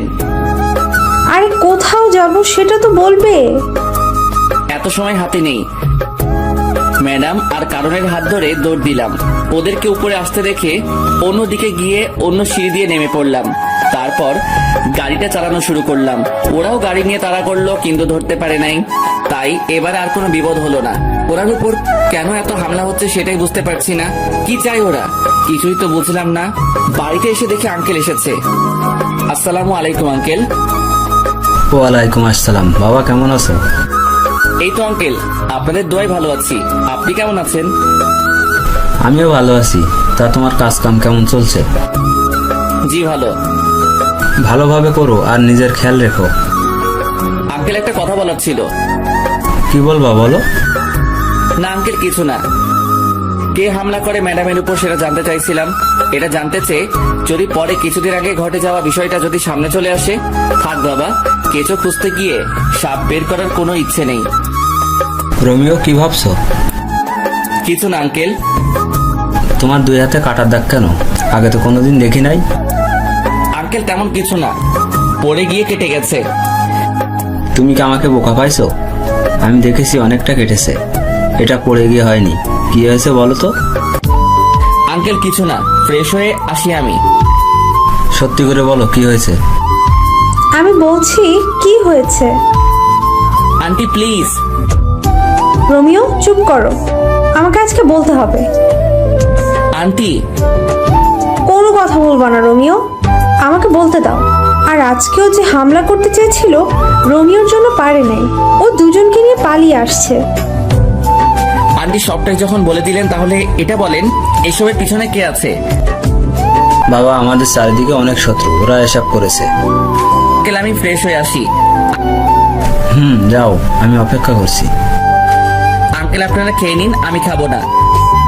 কেন বাবা? আমার খেতে ইচ্ছে করছে না, আমি ঘুমাবো একটু। আপনারা খেয়ে নিন। কি আর করা, তবে রাতে একসাথে খাবো। সেটা তখন দেখা যাবে। রুমে এসে ফ্রেশ হয়ে দিলাম সেই একটা ঘুম। 6টার সময় ঘুম থেকে উঠে ফ্রেশ হয়ে একটু ঘোরাঘুরি করে বাসায় আসলাম। রোমিও এখানে এসো, একটু আড্ডা দিব। আঙ্কেল আমি এখানে ঠিক আছি তো। আরে এসো তো। বসো, একটা কথা বলছি শুনো। আমি জুলির বিয়ে দিয়ে দেবো। আঙ্কেল এটা কি বলেন? ম্যাডামের তো এখনো পড়ালেখা শেষ হয়নি, এখন বিয়ে দিয়ে দিলে ওনার ক্যারিয়ারের কি হবে? ক্যারিয়ার পরে, আগে আমি আমার মেয়ের জন্য সুরক্ষা চাই। আমি আমার এক বন্ধুর ছেলের সাথে ওর বিয়ে ঠিক করেছি। ও আমেরিকাতে থাকে। বিয়ের পরে জুলিকে নিয়ে যাবে আমেরিকায়। ওখানে আমার মেয়ে সুরক্ষিত থাকবে। ওরা কি জুলিকে বিয়ের পরে পড়াবে? সেটা ওদের ব্যাপার। আমি এই মাসের মধ্যেই বিয়ে দিয়ে দেবো জুলির। তুমি যা ভালো বুঝবে তাই করো। যাক বাবা, আমাকে আর বডিগার্ডের চাকরি করতে হবে না। ম্যাডামের বিয়ে হয়ে গেলে বাড়িতে গিয়ে নাকে তেল দিয়ে ঘুমাবো। রোমিও আসবো? এসে তো পড়েছেন, আবার আসবো বলে দরকার কি? আমাদের তো লাইন পরিষ্কার হয়ে গেল। কিসের লাইন? জুলির পরে তো আমার সিরিয়াল, তাই বলছি আমাদের লাইন পরিষ্কার হয়ে গেল। ম্যাডামের পরে আপনার সিরিয়াল ঠিক আছে, তাতে আমাদের লাইন পরিষ্কার হবে কেন? আমাদের লাইন পরিষ্কার হবে না কেন? আমি তো তোমাকে ছাড়া অন্য কাউকে বিয়ে করব না। কি? শোনো নাই, আবার বলছি, আমি তোমাকে বিয়ে করব। জীবনেও না। কেন করব না? আমার কোন দিক দিয়ে কমতি আছে? আমি আপনাকে কেন বিয়ে করতে যাব? তাছাড়া আপনার মতো পেটনিকে বিয়ে করার কথা তো ভাবতেও পারি না। ওই রোমিও, আমি পেতনি? না, পেটনির রানী। তোরে আমি দেখে নিব রোমিও। ভাগেন তো। দাঁড়া, তোর খবর আছে। এটার খবর? কোন চ্যানেল? সংবাদ পড়বে কে? রিপোর্টার কে? ক্যামেরাম্যান কে? বিরক্তিকর ছেলে একটা। রাগে হন হন করে চলে গেল কানন। একটু লজ্জাও নাই মাইয়ার, এসে বিয়ের প্রস্তাব দিচ্ছে। আমি জীবনেও তো এই মাইয়ারে বিয়ে করব না। আমি গরিবের সন্তান, গরিবের কোনো মেয়েকে বিয়ে করব সেটাই ভালো আমার জন্য। আমি বাবা এসব বড় লোকের মেয়ের পিছনে নেই, এমনিতে বিন্দাস আছি। রাতে আঙ্কেল এসে ডেকে গেল খেতে, ইচ্ছে না থাকা সত্ত্বেও যেতে হলো। গিয়ে দেখি সবাই আমার জন্য বসে আছে, ম্যাডামকেও দেখতেছি। ওই দিন একসাথে বসে খাবার খাওয়ার অপরাধে ঘুমাতে দিল না, সাথে 12টা থাপ্পড় দিল। ভুলেও তো সবার সাথে বসে খাবো না, এমনিতে প্রতিদিন সবার সাথে খেতে হয়। আঙ্কেল থাকে না আর ম্যাডাম নিচে আসবে না, তাই ম্যাডামের জন্য খাবার পাঠিয়ে দেওয়া হতো উপরে। রোমিও কি ভাবছো? বসো। না আঙ্কেল, আমি ঠিক আছি। ঠিক আছো মানে কি? বসতে বলছি, বসো। আঙ্কেল আমি বসবো না, আমার খাবারটা আমাকে দিয়ে দিন, আমি সোফায় বসে খেয়ে নেই। আমাদের সাথে বসতে কোনো সমস্যা? আঙ্কেল সমস্যা কিছু না, এমনিতেই ইচ্ছে করছে না। আচ্ছা ঠিক আছে, তুমি সোফায় বসো। একটু পরে রোমিও, জুলির বিয়ের সবকিছুর দায়িত্ব কিন্তু তোমার। আঙ্কেল আমার মনে হয় না আমি পারবো কিছু করতে, আমাকে ছেড়ে দিন। রোমিও, তুমি পারবে। আমাদের বিশ্বাস তুমি সবটা সামলে নিতে পারবে। আমার কিন্তু তা মনে হয় না আন্টি, আমাকে মাফ করবেন। কোনো কথা শুনতে চায় না, তোমাকে সবকিছু করতে হবে। যদি কোনো কিছু ভুল হয় তখন কিন্তু আমি দায়ী না। ঠিক আছে। তাহলে দায়িত্ব নিয়ে নিলাম, তবে একটা শর্ত আছে। আবার কি শর্ত? ম্যাডামের বিয়ের পর কিন্তু আমি চলে যাব। ম্যাডামের বিয়ে হয়ে গেলে তো আমার আর কোনো কাজ নেই এখানে। সেটা তখন দেখা যাবে। কিন্তু বিয়েটা কবে আঙ্কেল? সোমবার। হাতে মাত্র সময় 2 দিন, 2 দিনে এত কিছু করব কি করে? তোমার যেভাবে ইচ্ছা সেভাবে করবে, যত টাকা লাগবে আমি দেব, তুমি শুধু আয়োজন করো। চেষ্টা করব। কথা বলতে বলতে খাওয়া শেষ করে ম্যাডামের দিকে তাকিয়ে দেখি চোখ দুটি বড় বড় করে তাকিয়ে আছে। হাতের কাছে পেলে আমাকে মনে হয় কাঁচা খেয়ে ফেলবে। কি মেয়ে রে বাবা, বিয়ে কি আমি ঠিক করছি নাকি? আমি কি বলছি আঙ্কেলকে যে ম্যাডামকে বিয়ে দিয়ে দিতে? এসব তো ম্যাডামের বাবা মানে আঙ্কেল করছে ম্যাডামের জন্য। তাহলে উনি কেন এমন সিংহীর মতো তাকিয়ে আছে? বিয়ে করার ইচ্ছা না থাকলে বলে দিতে পারছে না? ওইদিকে তাকিয়ে দেখি কারণ চোখ দাঁত কেলাচ্ছে। এই মাইয়ার কোনো কিছুই মাথায় ঢুকে না, বড়ই আজীব এক জন্তু। যতটুকু পেরেছি ততটুকু করছি, এর বাইরে কিছু করা সম্ভব না। এত কম সময়ের মধ্যে যে এত কিছু করতে পেরেছি সেটাই বা কম কিসের? যাক, আর বডিগার্ডের কাজ করতে হবে না। আজকে গায়ে হলুদ, কালকে ম্যাডামের বিয়ে। কি আনন্দ আকাশে বাতাসে। আর পারি না, ম্যাডামকে হলুদ লাগাতে ব্যস্ত সবাই, আর আমি আমার কাজ নিয়ে আছি। কিছুক্ষণ পর কানন সহ একদল রমণী আমার দিকে সারের মতো তেড়ে আসছে। প্রথমে মনে হলো এমনি হলুদ ছোঁয়াছুঁই করার জন্য দৌড়াচ্ছে, পরক্ষণে খেয়াল করে দেখলাম রমণীদের নজর খারাপ, সবার নজর আমার উপর। তার মানে ওরা আমাকে হলুদ লাগাতে আসছে। দৌড়া রোমিও দৌড়া। দৌড়াতে দৌড়াতে গিয়ে খাটের নিচে লুকালাম, তবু বাঁচতে পারলাম না। আন্টি আমাকে লুকাতে দেখে গিয়েছে, কারণ জানতে চাওয়ার সাথে সাথে বলে দিচ্ছে। হলুদের অনুষ্ঠান শেষ হয়ে যাওয়ার পর গিয়ে শুয়ে পড়লাম। আজকের থেকে কালকে কাজের চাপটা একটু বেশি, একটু না অনেক বেশি থাকবে। ঘুম থেকে উঠে ফ্রেশ হয়ে নাস্তা করে কাজের তদারকি শুরু করতে হলো। এদিকে কাজের তদারকি করছি, আবার ম্যাডামের বডিগার্ডের কাজও করছি। বলা যায় না কখন কে অ্যাটাক করতে পারে। দেখতে দেখতে 2টা বাজলো, বর আসার কোনো খবরই নেই। আঙ্কেল ফোন দিয়ে যাচ্ছে 2টার পর থেকে, কিন্তু কেউ ফোন তুলছে না। অবশেষে বিকাল 4টায় ফোন তুলে জানায় যার সাথে বিয়ে হওয়ার কথা সে 2 বছর আগে বিয়ে করে ফেলছে। আঙ্কেল অনেকক্ষণ কি নিয়ে যেন ভাবলো, প্রায় 15 মিনিট পর এসে আমাকে ডেকে রুমে নিয়ে গেল। রোমিও, তুমি বাবা আমার মেয়েটাকে বিয়ে করো। কিভাবে সম্ভব আঙ্কেল? তুমি চাইলে সম্ভব। আঙ্কেল আমি আপনার সব কথা মানতে পারবো, কিন্তু বিয়েটা করতে পারবো না। কিন্তু কেন? আঙ্কেল আমি এখন ম্যাডামকে বিয়ে করলে খাওয়াবো কি, রাখবো কোথায়? তাছাড়া আমি গরিবের সন্তান, আমার সাথে যদি ম্যাডামের বিয়ে দেওয়া হয় তাহলে আপনার মান সম্মান কোথায় গিয়ে দাঁড়াবে আপনি ভেবে দেখুন। আমি তো আমার মেয়ের ভালো চাই, ও তোমার কাছে থাকলে ভালো থাকবে, সুরক্ষিত থাকবে। কিন্তু কোনো কিন্তু না, তুমি গিয়ে রেডি হয়ে এসো, আমি এখানে আসি। অবশেষে আমি বিয়ের পিড়িতে। আঙ্কেল নিচে হাত ধরে নিয়ে গিয়ে ম্যাডামের পাশে বসিয়ে দিল। আমি জানি আমাকে বিয়ের পোশাকে দেখে অনেক মেয়ের কষ্ট হচ্ছে, কিন্তু আমার তো কিছু করার নেই। আব্বু আম্মুকে দেখলাম অনেক খুশি। আঙ্কেল অনেকক্ষণ কথা বললো দুজনের সাথে, কি বলছে কে জানে। ম্যাডামের পাশে বসার পর প্রথমে চোখ পড়লো কাননের দিকে, মেয়েটির চোখ দিয়ে পানি পড়ছে। আমি জানি যে ও আমাকে সত্যি অনেক ভালোবাসে, কিন্তু কি থেকে কি হয়ে গেল। তবে আমি ছোট্ট জিনিস এখন থেকে বুঝতে পারছি যে এই বিয়েটার পর থেকে আমার কপালে অনেকগুলো থাপ্পড় আছে। কয়টা আছে সেটা জানি না। বিয়ের সব আনুষ্ঠানিকতা শেষে ম্যাডামকে রুমে নিয়ে গেল। আমি টুক করে আমার রুমে ঢুকে বিয়ের পোশাক ছেড়ে একটা জিন্স আর টি শার্ট পরে বাইরে বের হলাম। এদিক সেদিক ঘোরাঘুরি করছি, কিছু মাথায় ঢুকছে না। রাত 10টায় বাসায় ঢুকলাম। এত রাত করে বাড়ি ফিরাতে কেউ দেখেনি। রোমিও, কোথায় গিয়েছিলে? একটু বাইরে গিয়েছিলাম। তোমাকে তো বিয়ের পর থেকে খুঁজে পাওয়া যাচ্ছে না, কোথায় ছিলে? ভালো লাগছে না তাই একটু বাইরে বের হয়েছিলাম।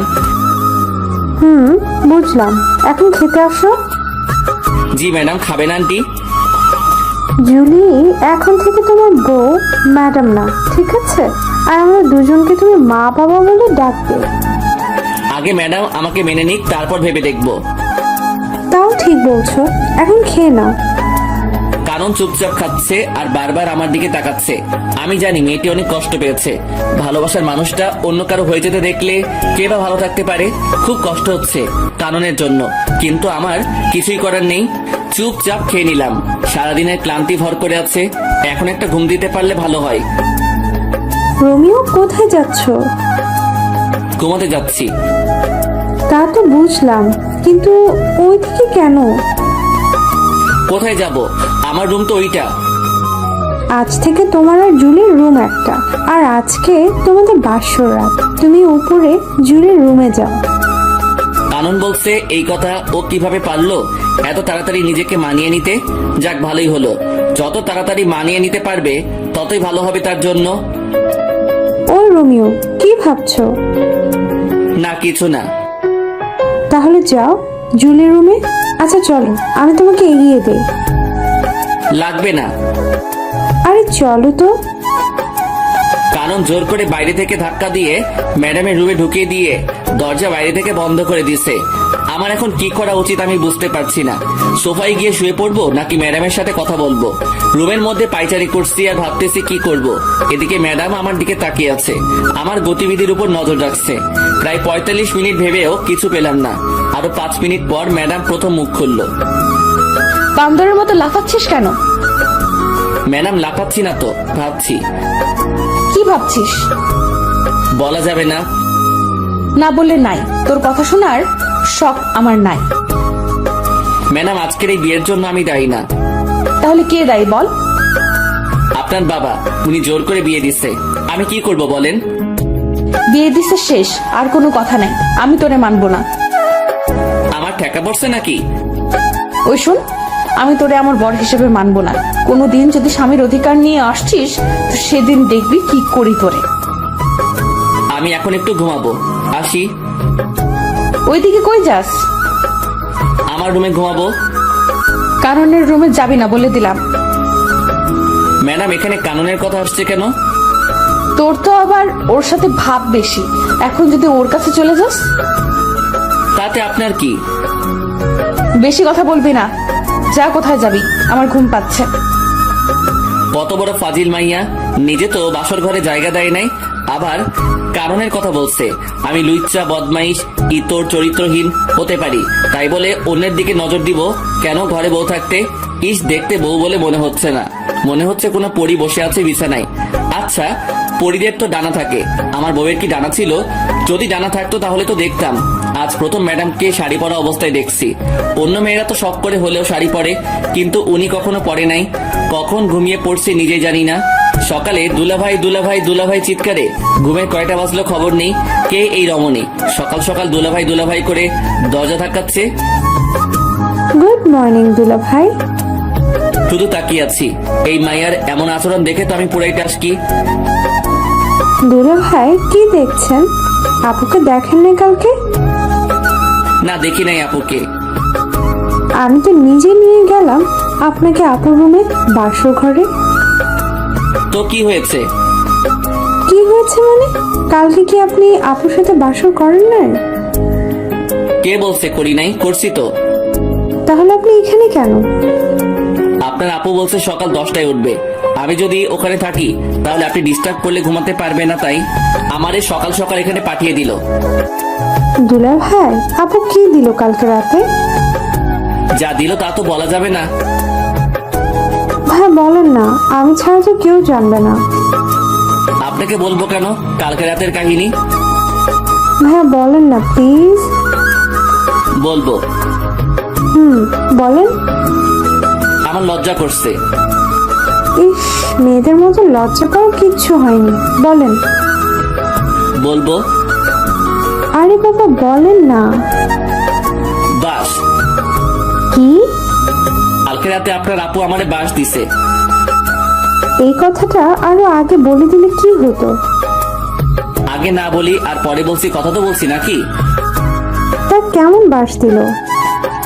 লম্বা, তৈল মাখানো লম্বা লম্বা বাস দিল। ভালো করছে। এখন উঠে আসুন, আর জিম করতে যেতে হবে না, বিয়ে তো হয়ে গেছে, কেউ পড়বে না। কি মেয়ে রে বাবা, জানি মেয়েটি ফাজিল, তবে এতটা যে ফাজিল সেটা জানতাম না। কথা বাড়িয়ে লাভ নেই, খেয়ে আসি। রমিও বাবা, তোমাকে একটা কথা বলি, আমার মেয়েটিকে কেউ কোনোদিন কোনো কিছু জোর করে করাতে পারেনি। ওর যা ভালো লাগে ও তাই করে। আমি জানি না ও এই বিয়েটা মেনে নিয়েছে কিনা, তবে তুমি এতদিন যেভাবে ওর পাশে ছিলে সারা জীবন সেভাবে থাকবে। আঙ্কেল আপনি চিন্তা করবেন না, আমি আছি তো। আমি বিকেলে ফ্লাইটে চলে যাচ্ছি, আর বিকেলে তোমরা ঢাকা দিকে রওনা হবে। কেন আঙ্কেল? আমার একটা বাড়ি আছে ওখানে, সেখানে তোমরা দুজনে থাকবে আজ থেকে। কিন্তু। কোনো কিন্তু না, যেটা বলছি সেটা করবে। আচ্ছা ঠিক আছে। বিকেলে আঙ্কেলকে বিদায় দিয়ে আমরাও ঢাকার দিকে রওনা হলাম। কি ব্যাপার, ম্যাডাম এত শান্ত হয়ে আছে কেন? এমন শান্ত থাকতে তো ম্যাডামকে আগে কোনোদিন দেখিনি। তবে কি আমার উপর আজকে কোনো ঝড় আসতে চলেছে? গাড়িতে উঠে ড্রাইভারের পাশে সিটে গিয়ে বসে পড়লাম, আর ম্যাডাম পিছনে গিয়ে বসলো। আঙ্কেলকে বারবার বারণ করার পরও ড্রাইভার দিয়ে দিল সাথে। 9 ঘন্টা পর আমরা ঢাকার বাড়িতে পৌঁছালাম। রাত 12টায় গিয়ে বাসায় ঢুকলাম। বাড়িতে কেউ না থাকলে যা হয় আর কি, সব জায়গায় ময়লা জমে আছে, কেমন যেন একটা গন্ধ আছে। আমি চারপাশে তাকিয়ে তাকিয়ে দেখছি, আর ম্যাডাম আমার দিকে চোখ বড় বড় করে তাকিয়ে আছে। ওই তাকিয়ে তাকিয়ে কি দেখছিস? অনেক ক্লান্ত লাগছে, আমি ঘুমাবো। কে বারণ করছে আপনাকে ঘুমাতে? কে ঘুমিয়ে পড়েন। ঘুমিয়ে পড়বো মানে কি? আমি কি না খেয়ে ঘুমাবো নাকি? তো খেতে বারণ করছে কে? খাবার পাবো কোথায় আমি? তুই গিয়ে নিয়ে আয়। কোনটা করবেন সেটা বলেন। আগে খাবেন নাকি ঘুমাবেন? দুইটা করব। আগে কোনটা করবেন? খাবো। কি খাবেন? বিরিয়ানি খাবো। সাথে আর কিছু লাগবে? একটা প্রাণাত নিয়ে আসবি। টাকা দেন। এত লজ্জা করে না আমার কাছে টাকা চাইতে? লজ্জা করবে কেন? টাকা তো আমি রাখছি আপনার ব্যাগে। কি? আপনি ব্যাগ খুলে দেখেন। কখন রাখছিস? রাখছি বলা যাবে না, এখন টাকা দেন, না হলে পরে কিছুই পাবো না। এই নে। 200 টাকা দিয়ে কি পাবো ম্যাডাম? কি পাবি তুই বল? 2টা বিরিয়ানি প্যাকেট পাবো, আর একটা প্রাণাপ পাবো। ঠিক আছে, তো আর কি? আর কি মানে? সকালে নাস্তা যে করবেন, আটা ময়দা কিছু তো একটা লাগবে। বেশি কথা বলবি না। সকালেও বাইরে থেকে নিয়ে আসবি, এখন তাড়াতাড়ি যা। যাচ্ছি। এই দাঁড়া। আবার কি? আমি কি দাঁড়িয়ে থাকবো? বস থেকে বাধা দিল আপনাকে? আমি কি এই ময়লায় বসবো নাকি? পরিষ্কার করে দিয়ে তারপর যাবি। পারবো না। আপনি ঘুমাবেন, আপনি করেন। মাথা গরম করাবি না বলে দিলাম। মাথা গরম হলে তো ভালো। কেন? চায়ের জন্য পানি গরম করব। তোরে খাইছি, দাঁড়া। কে শুনে কার কথা? মায়ের খেতে না চাইলে দৌড়া রোমিও। খাবার নিয়ে বের হয়ে ল্যাম্প পোস্টের আলোয় চুপচাপ হাঁটছি আর ভাবছি, কি দেখে কি হয়ে গেল। ছিলাম বডিগার্ড, আর এখন বড় হয়ে গেলাম। তাও আবার যে সে বড় না, বডিগার্ড থেকে বড়। বডিগার্ড বড় হয়ে গেলাম। কি কপাল আমার! কয়জনের ভাগ্যে এমনটা হয়? ভাবতে ভাবতে বাসায় পৌঁছালাম। কলিং বাজানোর সাথে সাথে দরজা খুলে দিল ম্যাডাম। আই বান্দর, তুই এতক্ষণ কি করছিলি বাইরে? খাবার আনতে গেছি। এতক্ষণ লাগে? সময় লাগবে না নাকি? তাই বলে এতক্ষণ লেট করবি? আমি সেই কখন থেকে বসে আছি তোর জন্য। সূর্য কোন দিকে উঠলো? রাতের আকাশে তুই সূর্য দেখছিস কোথায়? সেটা পরের কথা। আগে বলেন আমার জন্য অপেক্ষা করার কারণ কি? খিদে লাগছে, কখন খাবার নিয়ে আসবি তাই। ও, এই নিন আপনার বিরিয়ানি। বসবো কোথায়? ও আল্লাহ আমার উঠাই নাও না কেন, কোথায় বসবো সেটাও নাকি আমি ঠিক করে দিব? ওই চুপ, সব জায়গায় তো ময়লা জমে আছে, কোথায় বসবো? তুই সোফাটা পরিষ্কার করে দে, আমি সোফায় ঘুমাবো। হ্যাঁ শখ কত, আমি ঘুমাবো ফ্লোরে, আপনি যে কোনো একটা রুম পরিষ্কার করে ঘুমাবেন। ওই আমি তোর ম্যাডাম, আমি যা বলবো তুই তাই করবি। কোন উপন্যাসে লেখা আছে? তোর জন্য উপন্যাস খুঁজতে পারবো না, যেটা বলছি সেটা কর। ঠিক আছে ম্যাডাম, আপনি খেয়ে নিন। এই মায়ের উপর ঠাড়া করো, সোফায় রাত কাটিয়ে দিব ভাবছি, আজকে কিন্তু সেটা স্বপ্নই থেকে গেল। এই মায়ের জন্য তা হলো না, এটা সেটা করতে করতে রাত 2টা বাজলো। কি দৌ লাগছে হেব্বি, খুব ঘুমো পাচ্ছে। ম্যাডামকে শুয়ে পড়ছে, এটা কি সেই বদরাগী মেয়েটি?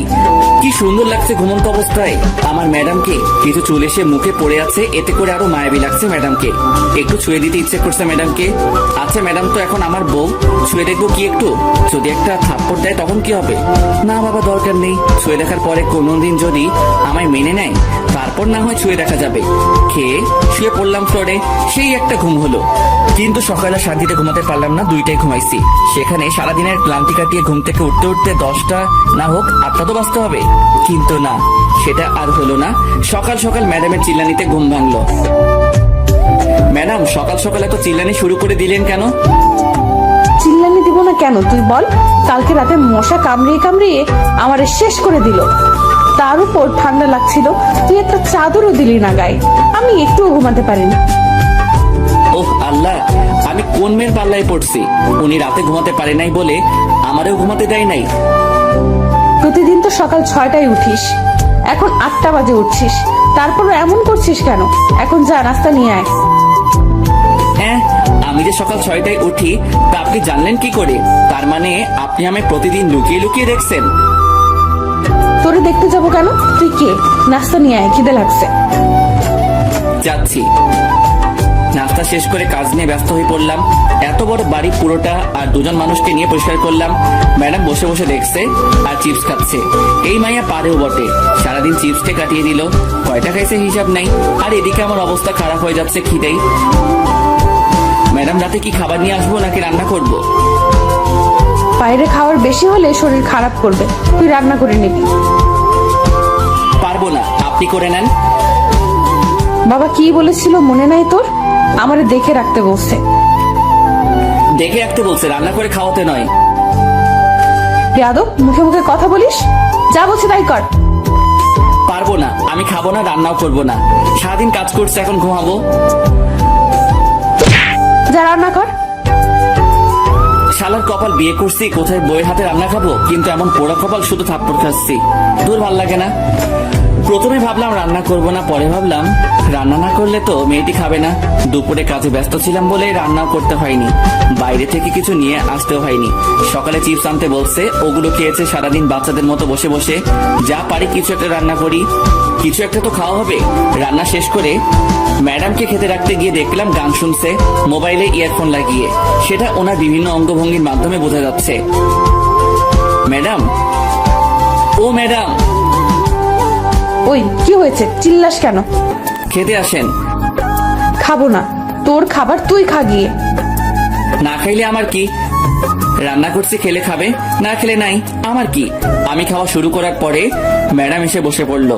আমি শুধু খাচ্ছি, ম্যাডাম যে আসছে সেটা আমি জানি না, এমন ভাব করছি।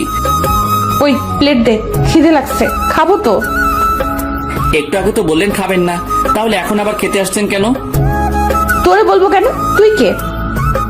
আপনার বর। আবার যদি কোনোদিন তোর মুখে এই কথা শুনি তো তোর খবর আছে।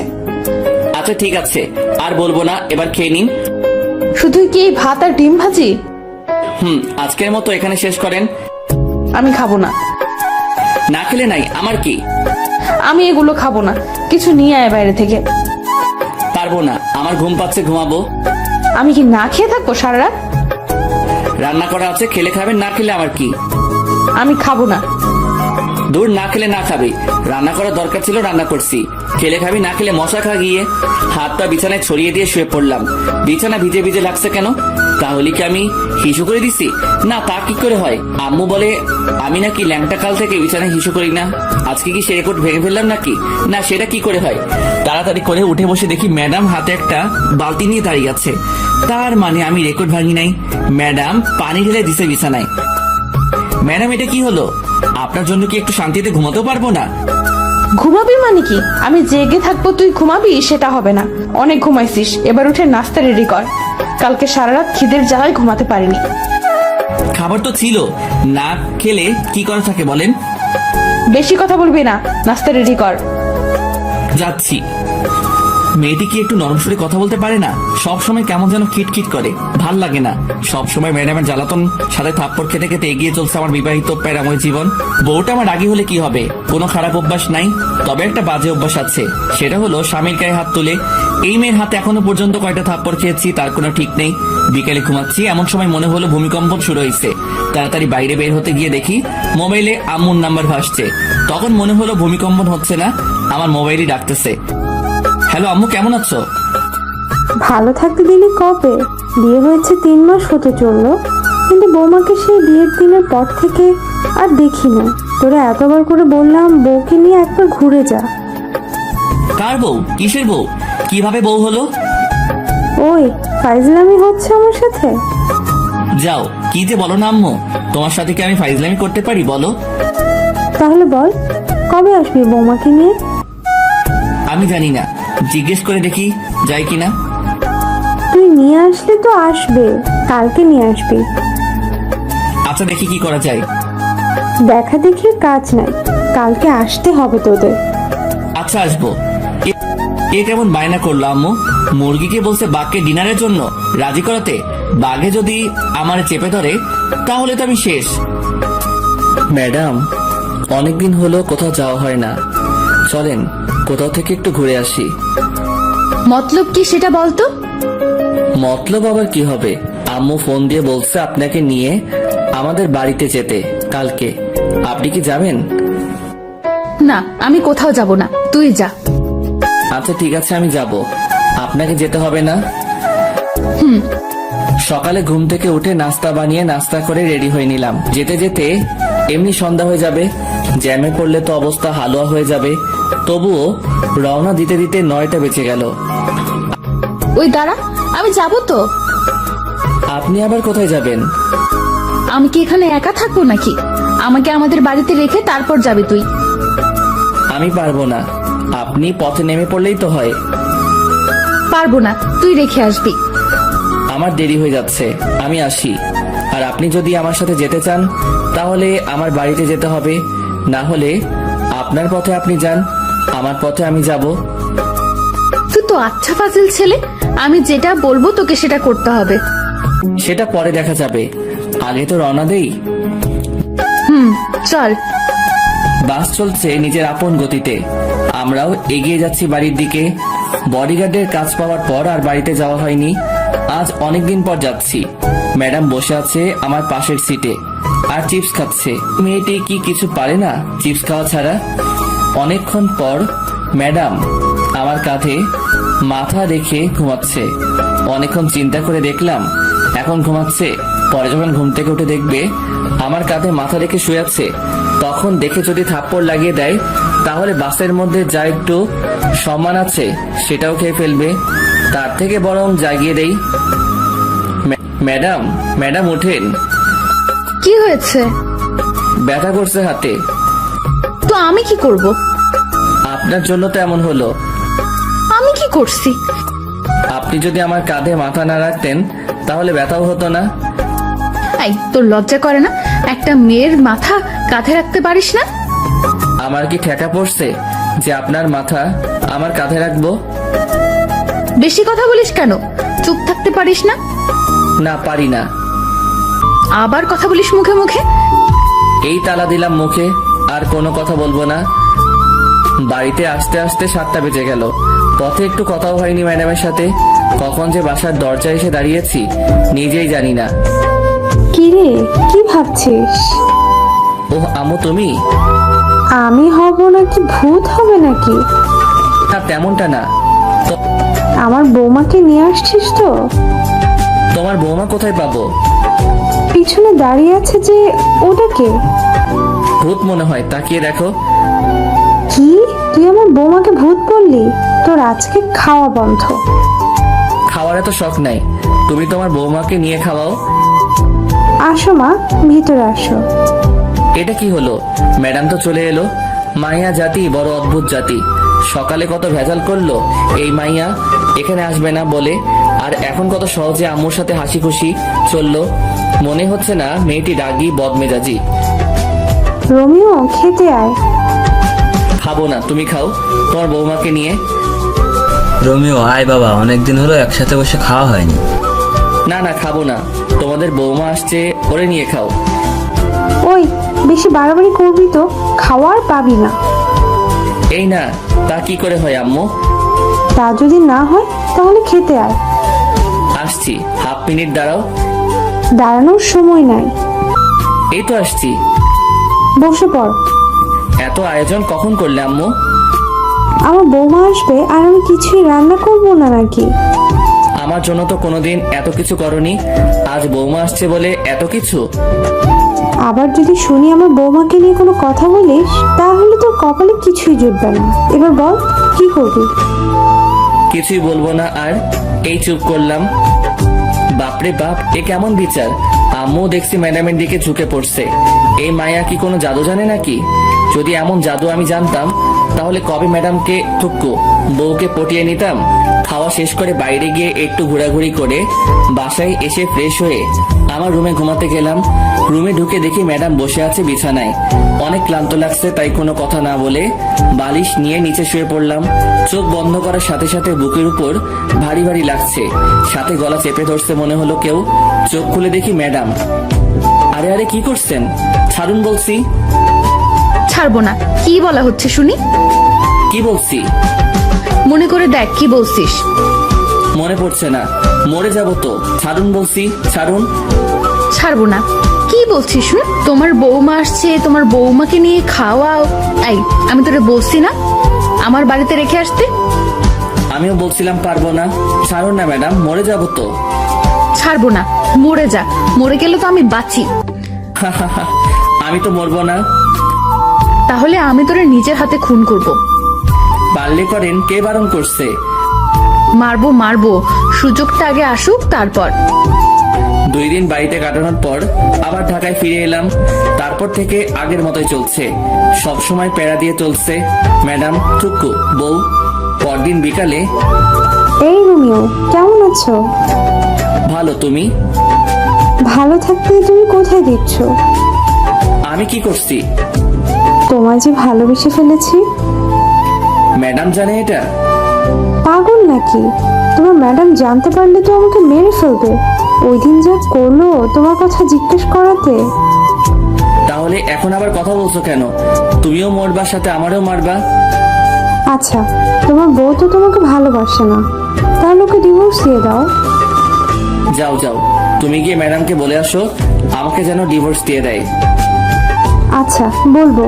তবে ডিভোর্স দিয়ে দিলে আমাকে গলায় ঝুলিয়ে নিতে হবে। যদি ডিভোর্স করাতে পারো তবে। ওকে, আমি রাজি। তবে ম্যাডাম যদি আমারে কিছু বলে তাহলে আমি সব বলে দিব। তোমাকে বলতে হবে না, আমি বিকালে তোমাদের বাসায় এসে জানাবো। যদি মার খেতে না চাও তাহলে বাসায় থাকো, আর যদি মায়ের খাওয়ার শখ থাকে তাহলে বিকেলে এসো। আসবো আসবো। কি মেরে বাবা, মরার ভয় নেই নাকি? ও আসবে আমার আর ম্যাডামে ডিভোর্স করাতে? আমার তো লুঙ্গি ড্যান্স দিতে ইচ্ছে করছে। বিকেল এসো, চা নাস্তার বদলে মায়ের খেয়ে যেও। ইদানিং ম্যাডাম আমাকে যেভাবে প্রতিদিন পিটায় কোনো কারণ ছাড়া, আর উনি আসবে ডিভোর্স নিয়ে কথা বলতে। ওহ, ওই মায়ের তো পরিচয় দেওয়া হয়নি। উনি হলো আমাদের বাড়ির থুক্কু, আমার শ্বশুর বাড়ির পাশের বাসার একটি মেয়ে। এখানে আসার পর থেকে আমার পিছনে পড়ে আছে। ওর নাম তো বলা হয়েছে, তবুও বলি, ও ইভা পড়ালেখা শেষ করে বসে আছে, থুক্কু বসে নাই, আমার পিছনে পড়ে আছে। আজকে আর ঘুমালাম না, 4টার সময় বের হয়ে গেলাম বাসা থেকে। বাসায় থাকলে আজকে আমার উপরে দিয়ে শনি রবি সোম মঙ্গল সব চলবে। 9টার দিকে বাসায় ঢুকলাম, ঢুকে সোজা রান্নাঘরের দিকে দিলাম দৌড়। খুব খিদে লাগছে, খাবার গরম করতে হবে। ম্যাডাম ঠান্ডা খাবার খেতে পারে না, আর আমি ঠান্ডা ছাড়া খেতে পারি না। রাতে একসাথে খেয়ে শুয়ে পড়লাম। আমার রুমে গিয়ে ম্যাডাম থাকে অন্য রুমে। একটু পরে ম্যাডাম ঢুকলো আমার রুমে হাতে একটা লাঠি নিয়ে। এদিকে ভয়ে আমি কাঠ হয়ে যাচ্ছি। আয় এদিকে আয়, কেন ম্যাডাম? কাজ আছে আয়। কি কাজ তাড়াতাড়ি বলেন, আমি ঘুমাবো। তোর ঘুম পাড়াচ্ছি, দাঁড়া। আরে আরে ম্যাডাম, আমাকে মারছেন কেন? আমি কি করছি? তুই পাশের বাসার রিভা পেতনিকে কি বলছিস? বিশ্বাস করেন ম্যাডাম, আমি কিছু বলি নাই। তাহলে ও কি আমার বোকা বানাইছে? হতে পারে। তার মানে তুই বলতে চাচ্ছিস আমি বোকা? সেটা কখন বললাম? তাহলে কি বলছিস? কিছু বলি নাই।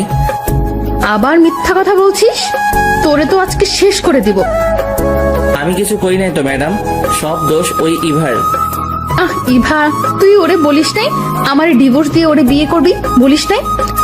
ম্যাডাম আমি এটা বলি নাই, ও আপনাকে মিথ্যা বলছে। তুই বলছিস, আমি লুকিয়ে লুকিয়ে সব শুনছি। কি? আপনি এমন কেন ম্যাডাম? লুকিয়ে লুকিয়ে অন্যের কথা শুনছেন, এটা ঠিক না। তুই আমারে কোনটা ঠিক আর কোনটা ঠিক না সেটা শিখাইতে আসবি না, আমি সব জানি। জানলে ভালো। এখন আমি ঘুমাবো, অনেক মাইর খাইছি। কি? তুই ঘুমাবি? হুম। তোরে আমি ঘুমাতে দিব না। তোর কাজ হলো আজকে সারা রাত আমাকে পাহারা দেওয়া। পারবো না। না পারলে আবার শুরু করব, তখন বুঝবি। আবার শুরু করার দরকার নেই, আমি রাজি। চল। হুম। বাইরে না, রুমের ভেতর এসে পাহারা দিবি। ভিতরে কেন? বাইরে থেকে দিলে কি হবে? যেটা বলছি সেটা কর। হুম। ঘুমে মাথাটা কেমন করছে, আর এই মাইয়া দাঁত বের করে হাসছে। ইচ্ছে করছে ঘুষি মেরে দাঁত ভেঙে দেই। দেখ দেখ, দাঁত কেরাচ্ছে আবার। এ ম্যাডাম, এই চিল্লাচ্ছিস কেন? আমি ঘুমাবো। তোরে ঘুমাতে দিচ্ছে কে? এটা তোর শাস্তি। আমি কি অপরাধ করছি? তুই ইভার সাথে কথা বলছিস, সাথে ওরে পাঠাইছিস ও যেন আমাকে বলে আমি যেন তোকে ডিভোর্স দিয়ে দিই। কি? ও আমাকে বলছে তোমার বউ তো তোমাকে ভালোবাসে না, আমি তোমাদের ডিভোর্স করিয়ে দিব। আবার এটাও বলছে যে ও যদি ডিভোর্স করিয়ে দিতে পারে তাহলে আমি যেন ওকে গলায় ঝুলিয়ে নেই। কি? এটা বলছে তোরে? আর তুইও রাজি হয়ে গেছিস? রাজি হয়নি তো, শুধু বলছি পারলে ডিভোর্স করাও। তবে রে হারামি, আজ তোর একদিন কি আমার যতদিন লাগে লাগুক, তোর শেষ করে ফেলবো। চিচি, বরকে কেউ এভাবে মারে? এত শক্তি আসলো কিভাবে? উফ কি ব্যথা! এত মেরেও যদি ঘুমাতে দিত তাহলে ভালো হতো, কিন্তু মহারানী সেটা করলো না। উল্টা সারা রাত নিজেও ঘুমায়নি, আমাকেও ঘুমাতে দেয় নাই। ভোর 5টার দিকে ঘুমিয়ে পড়লাম। ঘুম থেকে উঠে দেখি ম্যাডাম নেই। সারা বাড়ি খুঁজেও যখন পেলাম না, তখন ছাদে গিয়ে দেখি ইবার সাথে লাগছে। মাথায় ঢুকছে না আমাকে নিয়ে এত ঝগড়া করছে কেন। আমাকে ম্যাডাম নিজে তো স্বামী মানতে চায় না, তাহলে কি দরকার ইবার সাথে ঝগড়া করার আমাকে নিয়ে? রোমিও, তুমি কি বলছো? এই পেতনিটা কে? কি? আমি পেতনি? তোর 14 গোষ্ঠী পেতনি। তোরে যদি আর একদিন দেখি আমার বরের দিকে নজর দিতে, তাহলে তোর চোখ তুলে ফেলবো। আমিও শেষবারের মতো বলছি, ওরা ডিভোর্স দিয়ে দাও। আমি কেন আমার বরকে ডিভোর্স দিব? কারণ আমি রোমিওকে ভালোবাসি। তোর ভালোবাসা বের করছি, দাঁড়া। এখনো সময় আছে, ওর পিছু ছেড়ে দে। এবার কি হচ্ছে এসব? তুমি কেন আমাদের ডিভোর্স করতে চাচ্ছ? আমি কি কোনোদিন বলছি তোমাকে ভালোবাসি? শুধু শুধু কেন অশান্তি করছো? ডিভোর্স দেওয়া না দেওয়া সেটা আমাদের দুজনের ব্যাপার। আশা করি আমাদের মাঝে তুমি ঢুকতে আসবে না। আর তুই এখানে কেন এসেছিস? চল ভেতরে চল, তোর ব্যবস্থা করছি। টেনে ভিতরে নিয়ে গেল, রুমে ঢুকিয়ে দরজা বন্ধ করে দিল বাইরে থেকে। খিদের জ্বালায় বাঁচি না। ম্যাডাম ছেড়ে দিন না আমাকে, নাস্তা রেডি করব, খিদে লাগছে। ছাড়াছাড়ির কোনো কথা নাই, তুই আজ থেকে এই রুমে বন্ধ থাকবি। নাস্তা বানাবে কে? আমি বানাবো। রান্না করবে কে? আমি করব। ঝাড়ু দিবে কে? আমি দিব। কাপড় কাচবে কে? আমি। ইস, ঢং দেখে বাঁচি না। পারেন তো শুধু শার্ট প্যান্ট পরতে আর আমারে ধোলাই করতে। কি কি বললি তুই? তোর খাওয়া বন্ধ আজ থেকে। ইয়াক থু, আপনি রান্না করতে পারেন নাকি যে আপনার রান্না খাবো? তোরে আমি মেরে ফেলবো। না মেরে ইভাকে দিয়ে দিন। আবার সেই ভাত? তোর মুখে কি আর কোনো নাম নেই? আছে তো, কে সে? আনন। তবে রে, তোর খাওয়া বন্ধ বলছি, বন্ধ। খাবো না। এসব কি হচ্ছে? কিছুই তো মাথার 16 জিবি মেমোরিতে ঢুকতেছে না। ম্যাডাম কি আমার উপর দুর্বল হয়ে পড়ছে? এটা কি করে সম্ভব? আমি কোথায় আর ম্যাডাম কোথায়? ম্যাডাম কি আমাকে ভালোবেসে ফেলেছে নাকি? যদি ভালো না বাসে তাহলে ইভার সাথে ঝগড়া কেন করছে আমাকে নিয়ে? তবে কি ম্যাডাম আমাকে ভালোবাসে? ম্যাডামের কোনো সারা শব্দ নেই। ম্যাডাম কি করছে দেখা দরকার, কিন্তু কিভাবে দেখবো? ম্যাডাম তো বাইরে থেকে দরজা বন্ধ করে দিছে। কি করা যায়? পাইছি, জানালা দিয়ে বের হব, কিন্তু কিভাবে? অবশেষে অনেক কষ্টের পর জানালা দিয়ে বের হয়ে ছাদে পৌঁছালাম। এবার দেখার পালা ম্যাডাম কি করে। চুপি চুপি এসে সোফার পিছনে লুকিয়ে পড়লাম। ম্যাডামকে কোথাও দেখছি না। একটু পরে দরজা খুলে বাসায় ঢুকলো হাতে কয়েকটা প্যাকেট নিয়ে। তারপর গিয়ে ফ্রেশ হয়ে এসে প্লেট নিয়ে আমাকে যে রুমে বন্ধ করে রাখছে সেই রুমে দরজায় গিয়ে বসে খাবার বের করছে। এইদিকে আমার অবস্থা খারাপ হয়ে যাচ্ছে খিদায়। চোখের সামনে গরম গরম বিরিয়ানি দেখে খিদের পরিমাণ আরো 3 গুণ বেড়ে গেল। 2টা প্লেটে বিরিয়ানি বেড়ে রাখছে। রোমিও, চুপ করে আছি। আয় রোমিও, খেতে আয়। এখনো চুপ? ওই আসবি নাকি মাইর খাবি? কোনো সারা শব্দ না পেয়ে রুমে ঢুকলো ম্যাডাম, আর আমি এই সুযোগে একটা প্লেট নিয়ে ডাইনিং টেবিলের নিচে বসে পড়লাম। ওইদিকে ম্যাডাম আমাকে খুঁজে খুঁজে হয়রান হয়ে যাচ্ছে। আমি খাবার তালে আছি। আয় বিড়াল, বের হয়ে আয়। ম্যাডাম আপনি কখন আসছেন? জানালা কেটে পালিয়ে এসে বসে বসে খাচ্ছিস? এই তুই না বসিস আমি রান্না করতে পারি না, তাহলে খাচ্ছিস কেন? আপনার রান্না হলে খেতাম না। কি, এটা আমার রান্না না? কি চিটিং মাইরি! বাইরে থেকে খাবার নিয়ে এসে নিজের নাম দিচ্ছেন। আমি বাইরে থেকে খাবার নিয়ে আসছি, কে বলছে তোকে? আমি দেখছি। তবে রে বান্দর পোলা। ম্যাডাম এটা কি হলো? কি হয়েছে? আপনার নজর খারাপ হয়ে যাচ্ছে ম্যাডাম। কি কি করছি আমি যে আমার নজর খারাপ হয়ে গেল? একটু আগে যেটা করলেন এটা কি ঠিক করছেন? তুই আজ থেকে আমার সাথে কথা বলবি না। অন্য মেয়েদের সাথে টাঙ্কি মারতে পারিস, তখন কিছু হয় না। আর এখন আমি তোকে একটা কিস দেওয়ায় বলছি আমার নজর খারাপ? কোনোদিনও তোর সাথে কথা বলবো না, তুইও কথা বলতে আসবি না। বলবো না? আপনি কোন দিন কি আমাকে স্বামী সম্মান দিয়েছেন? দেন নাই। কথায় কথায় থাপ্পড় মারতেন, এটা করতেন সেটা করতেন, কথায় কথায় অপমান করতেন। আমি কোনোদিন আপনার কোনো কিছুতে বাধা দেই নাই। আপনিও আমার কোনো কিছুতে বাধা দিবেন না। আজ থেকে আপনার মতো আপনি থাকবেন আর আমার মতো আমি। এটা কি হলো? যা হওয়ার হয়েছে, এত কিছু ভাবার সময় নাই। পেট ভরে গেছে। এখন একটু পাসপোর্ট অফিস থেকে আসি। পাসপোর্ট রেডি হয়ে গেছে, মেসেজ আসছে, ওটা নিয়ে আসি। প্রায় 1 মাস হতে চললো। ম্যাডাম আর আমার কোনো কথা হয় না। দুজনে বাইরে গিয়ে খাবার নিয়ে এসে তারপর নিজেদের রুমে গিয়ে খাই। ম্যাডামের দিকে তাকালে বোঝা যায় ম্যাডাম এখন রাত জাগে। চোখের নিচে কালি জমে গেছে, অগোছালো হয়ে গেছে। আগের মতো জিন্স শার্ট পরে না, সালোয়ার কামিজ এসব পরে। আগের থেকে অনেক সুন্দর লাগে ম্যাডামকে, তবে শাড়ি পরলে আরো সুন্দর লাগতো। বাংলার মেয়েদের শাড়ি ছাড়া মানায় না। ভাবছি একটা ট্রিট দিব ম্যাডামকে। ভিসা, পাসপোর্ট সবকিছু রেডি হয়ে গেছে। সৌদি চলে যাব।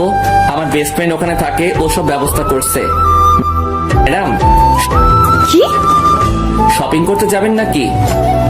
যাব না। আর কিন্তু সুযোগ পাবেন না। আবার বলছি, শপিং করতে যাবেন? যাব, নিয়ে চল। চলুন। যাক, যেতে রাজি হয়েছে। দুজনে একসাথে বের হলাম। রিক্সার জন্য দাঁড়িয়ে আছি। এমন সময় দেখি ইভা আসছে। ইভা যদি কিছু বলে এখন, তাহলে আমার আর রক্ষা নাই। এই জান, শোনো না, রাতে ফোন দিলে ছাদে এসো, দুজনে একসাথে চাপে। যেখানে বাঘের ভয় সেখানে সন্ধ্যা হয়। কি দরকার ছিল এটা বলার? ফাজিল মাইয়া, লুচ্চা মাইয়া। কি মজা পাই বুঝি না এমন করে। ম্যাডাম, শপিং করতে যাবেন না? দাঁড়া, তোর শপিং বের করছি। তোর ইভাকে শপিং করিয়ে দে যা। আজ থেকে তোর সাথে আমার কোনো সম্পর্ক নাই। তুই লুকিয়ে লুকিয়ে অন্য মেয়ের সাথে কথা বলিস। ম্যাডাম, আমার কোনো সম্পর্ক নাই কারোর সাথে। ইভা তো অনেক আগে থেকে আমার পিছনে লেগে আছে, সেটা আপনি জানেন। অবশ্যই তোর সাথে ওর সম্পর্ক আছে, না হলে তোরে জান বলে ডাকলো কেন? আমাকে ফাঁসানোর জন্য এটা বলছে। আমি এত কিছু শুনতে চাই না। তোর সাথে সম্পর্ক আছে ওর, না হলে তোরে জান ডাকলো কেন? তুই কোনো কথা বলবি না। হন হন করে বাসায় চলে গেল। ট্রিট আর দেওয়া হলো না। এই ইভার জন্য এত কিছু হলো, কি দরকার আমাকে জান বলে ডাকার? বিয়ের এতদিন পর বউকে টুকু ম্যাডামকে শপিং করে দিতে চাইছিলাম, সেটা হলো না এই ইভাটার জন্য। বাড়িতে গিয়ে দেখি ম্যাডাম দরজা বন্ধ করে বসে আছে। ভিতর থেকে ফুপানো শব্দ আসছে। শুধু শুধু ইভার জন্য আজকে ম্যাডাম কাঁদছে। শালার মাইয়া, তোর জন্য আমার লক্ষ্মী বউটা কাঁদছে। ইচ্ছে করছে ইভা মায়াটারে মেরে নাক ভেঙে দেই। ম্যাডাম খেতে আসুন। খাবো না, তুই খা তোর ইভাকে নিয়ে। ম্যাডাম বিশ্বাস করেন, ওই মাইয়া এটা আপনাকে রাগানোর জন্য বলছে, আমি শিওর। তোরে আমি বিশ্বাস করি না। আমি যে ভালো না সেটা আমি জানি। এবার খেতে আসুন। খাবো না বলছি, খাবো না। আবার যদি খেতে ডাকিস তাহলে তোর খবর আছে। আচ্ছা ঠিক আছে, ডাকবো না। তবে আন্টি ফোন নিয়ে যেতে বলছে, যাবেন নাকি? সেটা দেখা যাবে, তুই কোনো কথা বলবি না। আমার এত ঠেকা পড়ে নাই আপনার সাথে কথা বলতে। আমার সাথে কথা বলা লাগবে কেন? তোর তো অনেকে আছে কথা বলার জন্য। লুচ্চা পোলা, দূর হও আমার সামনে থেকে। আমি কি আপনার সামনে নাকি যে দূর হব? চুপ কর লুচ্চা পোলা। ঘরে বউ রেখে অন্য মেয়ের পেছনে পড়ে থাকিস? তোর সাথে কোনো কথা নেই। আমার এত শখ নেই আপনার সাথে কথা বলার। কে ঝগড়া করবে এই পাগলিটার সাথে, কখন বাঘিনীর মতো তেড়ে আসবে তার কোনো ঠিক নাই। চিড়িয়াখানায় আছে টুকু, রুমে আছে, ওখানে ঠিক আছে। সকালে ঘুম থেকে উঠে ধাক্কাধাক্কি করে দরজা খুলে ম্যাডামের রুমে ঢুকে দেখি নিচে শুয়ে আছে। একটা মেয়ের রুম মনে হচ্ছে না, বিছানা বালিশ সব ছড়িয়ে ছিটিয়ে আছে পুরো রুমে। মনে হয় আমাকে মারতে না পেরে বিছানা বালিশের সাথে যুদ্ধ করছে। দেখে মনে হচ্ছে ভাজা মাছটা উল্টে খেতে জানে না। কি মায়াবী লাগছে পাগলিটাকে। কাঁপছে দেখে কপালে হাত রেখে বুঝতে পারলাম জ্বরে অবস্থা খারাপ হয়ে যাচ্ছে। বিছানায় শুয়ে দিয়ে ডাক্তারের কাছে ফোন দিলাম। একটু পরে ডাক্তার এসে দেখে গেল মাথায় পানি দিতে বলে গেল। ডাক্তার যাওয়ার পর থেকে পানি দিচ্ছি। অনেকক্ষণ পর চোখ বড় বড় করে তাকিয়ে আছে। ম্যাডাম কেমন লাগছে? তোর জন্য সব হয়েছে। ম্যাডাম বেশি কথা বলা যাবে না, চুপচাপ শুধু উত্তর দিবেন। তবে রে, কেমন লাগছে বলেন। ভালো না। মাথাটা মুছে নিন, আমি নাস্তা রেডি করে আনি। খাবো না। দেখা যাবে। ম্যাডাম হাঁ করুন। আমি খেতে পারবো, তোর কষ্ট হবে না। তাহলে খেয়ে নিন, আমি মেডিসিন নিয়ে আসি। আমি মেডিসিন নিব না। নিতে তো হবে, না হলে সুস্থ হবেন কি করে? সুস্থ হওয়া লাগবে না, তোর জন্য তো আমার এই অবস্থা। বেশি দিন সহ্য করতে হবে না, চলে যাব। কি বললি আবার বলতো, শুনতে পাইনি। না ম্যাডাম কিছু না, একটু একটু করে সুস্থ হচ্ছে ম্যাডাম। 2 দিন পর রাতে আবার জ্বর আসে ম্যাডামের। সারা রাত মাথায় পানি দিয়ে সকালে নাস্তা রেডি করে নিয়ে গেলাম, খাইয়ে দিতে চাইলাম, কিন্তু ম্যাডাম আমার হাতে খাবে না, নিজেই কাপা কাপা হাতে খেলো। কত স্বপ্ন ছিল বউটা নিজের হাতে আমাকে খাইয়ে দিবে, আমিও নিজের হাতে বউকে খাইয়ে দিব। রাতে বউ আমার বুকে মাথা রেখে ঘুমাবে, গভীর রাতে দুজনে একসাথে চন্দ্র বিলাস করব, এক মগে কফি খাবো, নদীর পাড়ে দাঁড়িয়ে দুজনে একসাথে গোধূলি বিকেল দেখব। কিন্তু কিসের কি, স্বপ্ন স্বপ্নই রয়ে গেল। রাতে ম্যাডামের জন্য খাবার নিয়ে গেলাম, ম্যাডামের হাতে প্লেট দিয়ে দিলাম, জানি আমার হাতে খাবে না তাই দিয়ে দিলাম। ম্যাডাম খেয়ে নিন। খাইয়ে দে। ম্যাডাম খেয়ে নিন তো, ঘুমাবো, ভাল লাগছে না। আমাকে খাইয়ে দে, না হলে খাবো না। খাইয়ে দিতে পারবো না, খেলে খাবেন, না খেলে উপোস থাকেন। তুই তো জানিস আমি উপোস থাকতে পারি না, খাইয়ে দে না। আমি পারবো না, তাছাড়া এখন তো আপনি অনেকটা সুস্থ, নিজের হাতে খেতে পারবেন। তাহলে তুই খাইয়ে দিবি না? না। তাহলে আমিও খাবো না। যখন খাইয়ে দিতে চাইছিলাম তখন তো খেতে চাওনি, এখন কেন খাইয়ে দিতে হবে?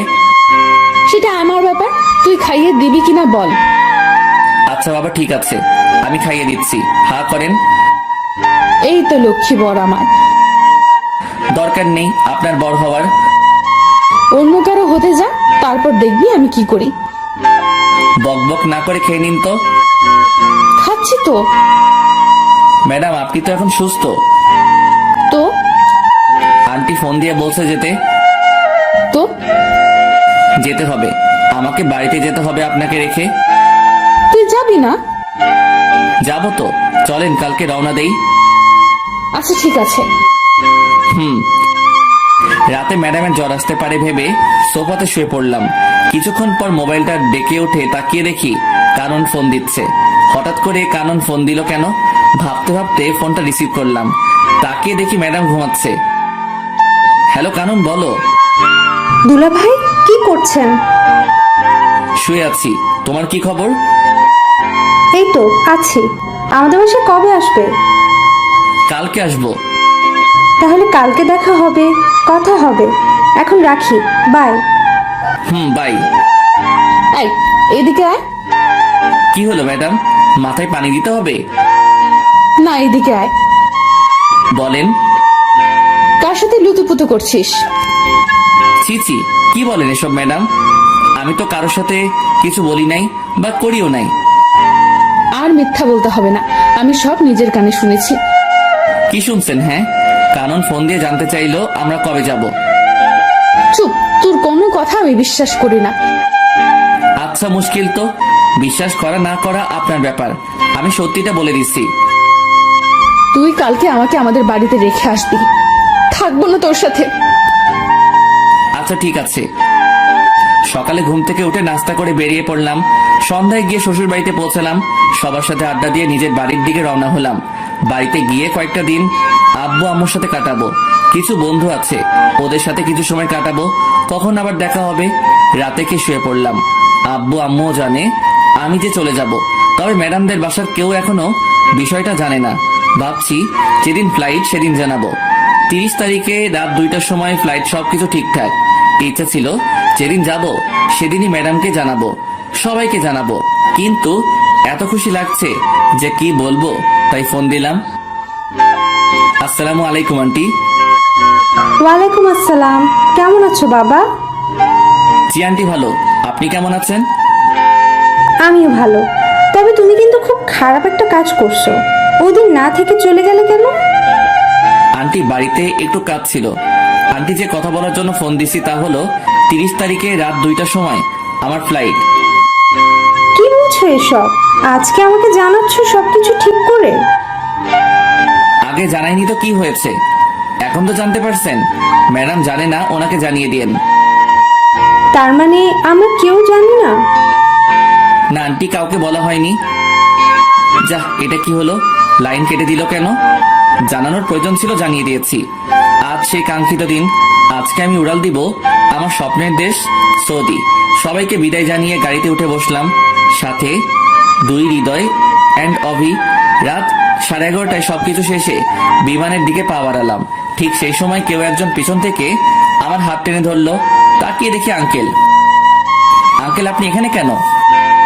আমি এখানে কেন সেটা তুমি পরে জানতে পারবে, এখন আমার সাথে এসো। আঙ্কেল, আমি কোথাও যেতে পারবো না, একটু পরে আমার ফ্লাইট। কোথাও যাওয়া হবে না তোমার। কি ভেবেছো তুমি আমাদের কিছু না জানিয়ে চলে যাবে? আমি তো আন্টিকে জানিয়েছি। সেটা জানাইছো জানি, তুমি কেন সৌদি যেতে চাও সেটা বলো। আঙ্কেল, দেশে থাকতে ভালো লাগছে না।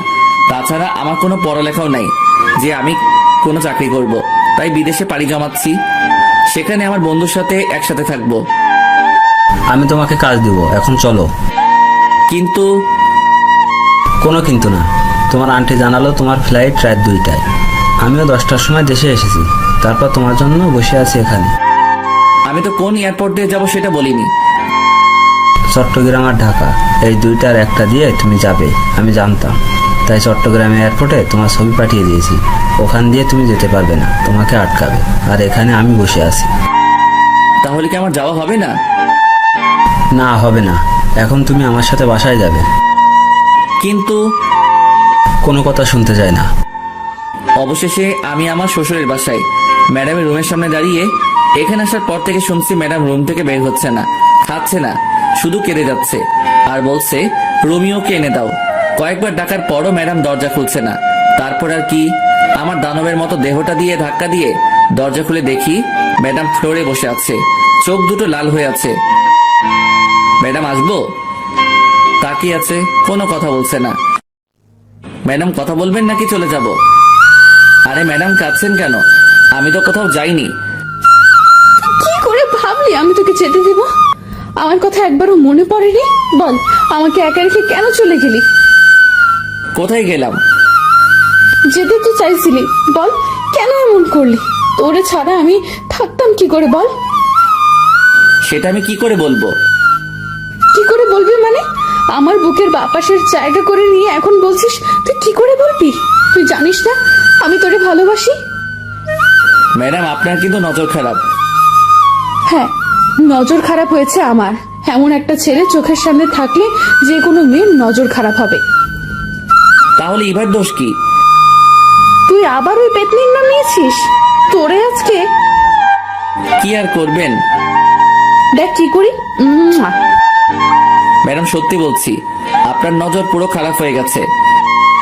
আমি তোর ম্যাডাম না, তোর বউ, ঠিক আছে? তাছাড়া নজর তো অন্য কারোর জন্য খারাপ হয়নি, আমার বরের জন্য খারাপ হয়েছে। তবে আমি কিন্তু একটা জিনিস খুব মিস করব। কি? থাপ্পড়। তোরে তো প্রতিদিন থাপ্পড় দিব। আমি রান্না করতে পারবো না আজ থেকে। আমি সব করব, তুই শুধু আমাকে ভালোবাসবি, আর কোনো মেয়ের দিকে তাকাতে পারবি না। ঠিক আছে মহারানী, আমি রাজি। আমাকে আজ থেকে তুমি করে বলবে, ভুলেও যেন ম্যাডাম ডাক না শুনি। আচ্ছা ঠিক আছে। দুলা ভাই, আপনাদের রোমান্স শেষ হলে এবার খেতে আসুন। খেয়ে শুয়ে পড়লাম। আমি আগে যে রুমে থাকতাম সেই রুমে। একটু পরে ম্যাডাম থুকু বউ আসলো। কি ভাবছো? ভাবছি বিয়ে করছি, বউ পাইছি, ভালোবাসাও পাইছি, কিন্তু কিন্তু আবার কি? বাসরাত তো পাইলাম না। তবে রে বান্দর বলা। এই বলে ম্যাডাম থুকু বউ আমাকে জড়িয়ে ধরলো। Light off.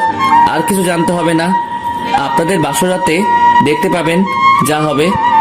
আচ্ছা মুশকিল তো, আপনাদের বলছি না লাইট অফ। এখনো এখানে কি? অনেক তো দেখলেন, যান এবার।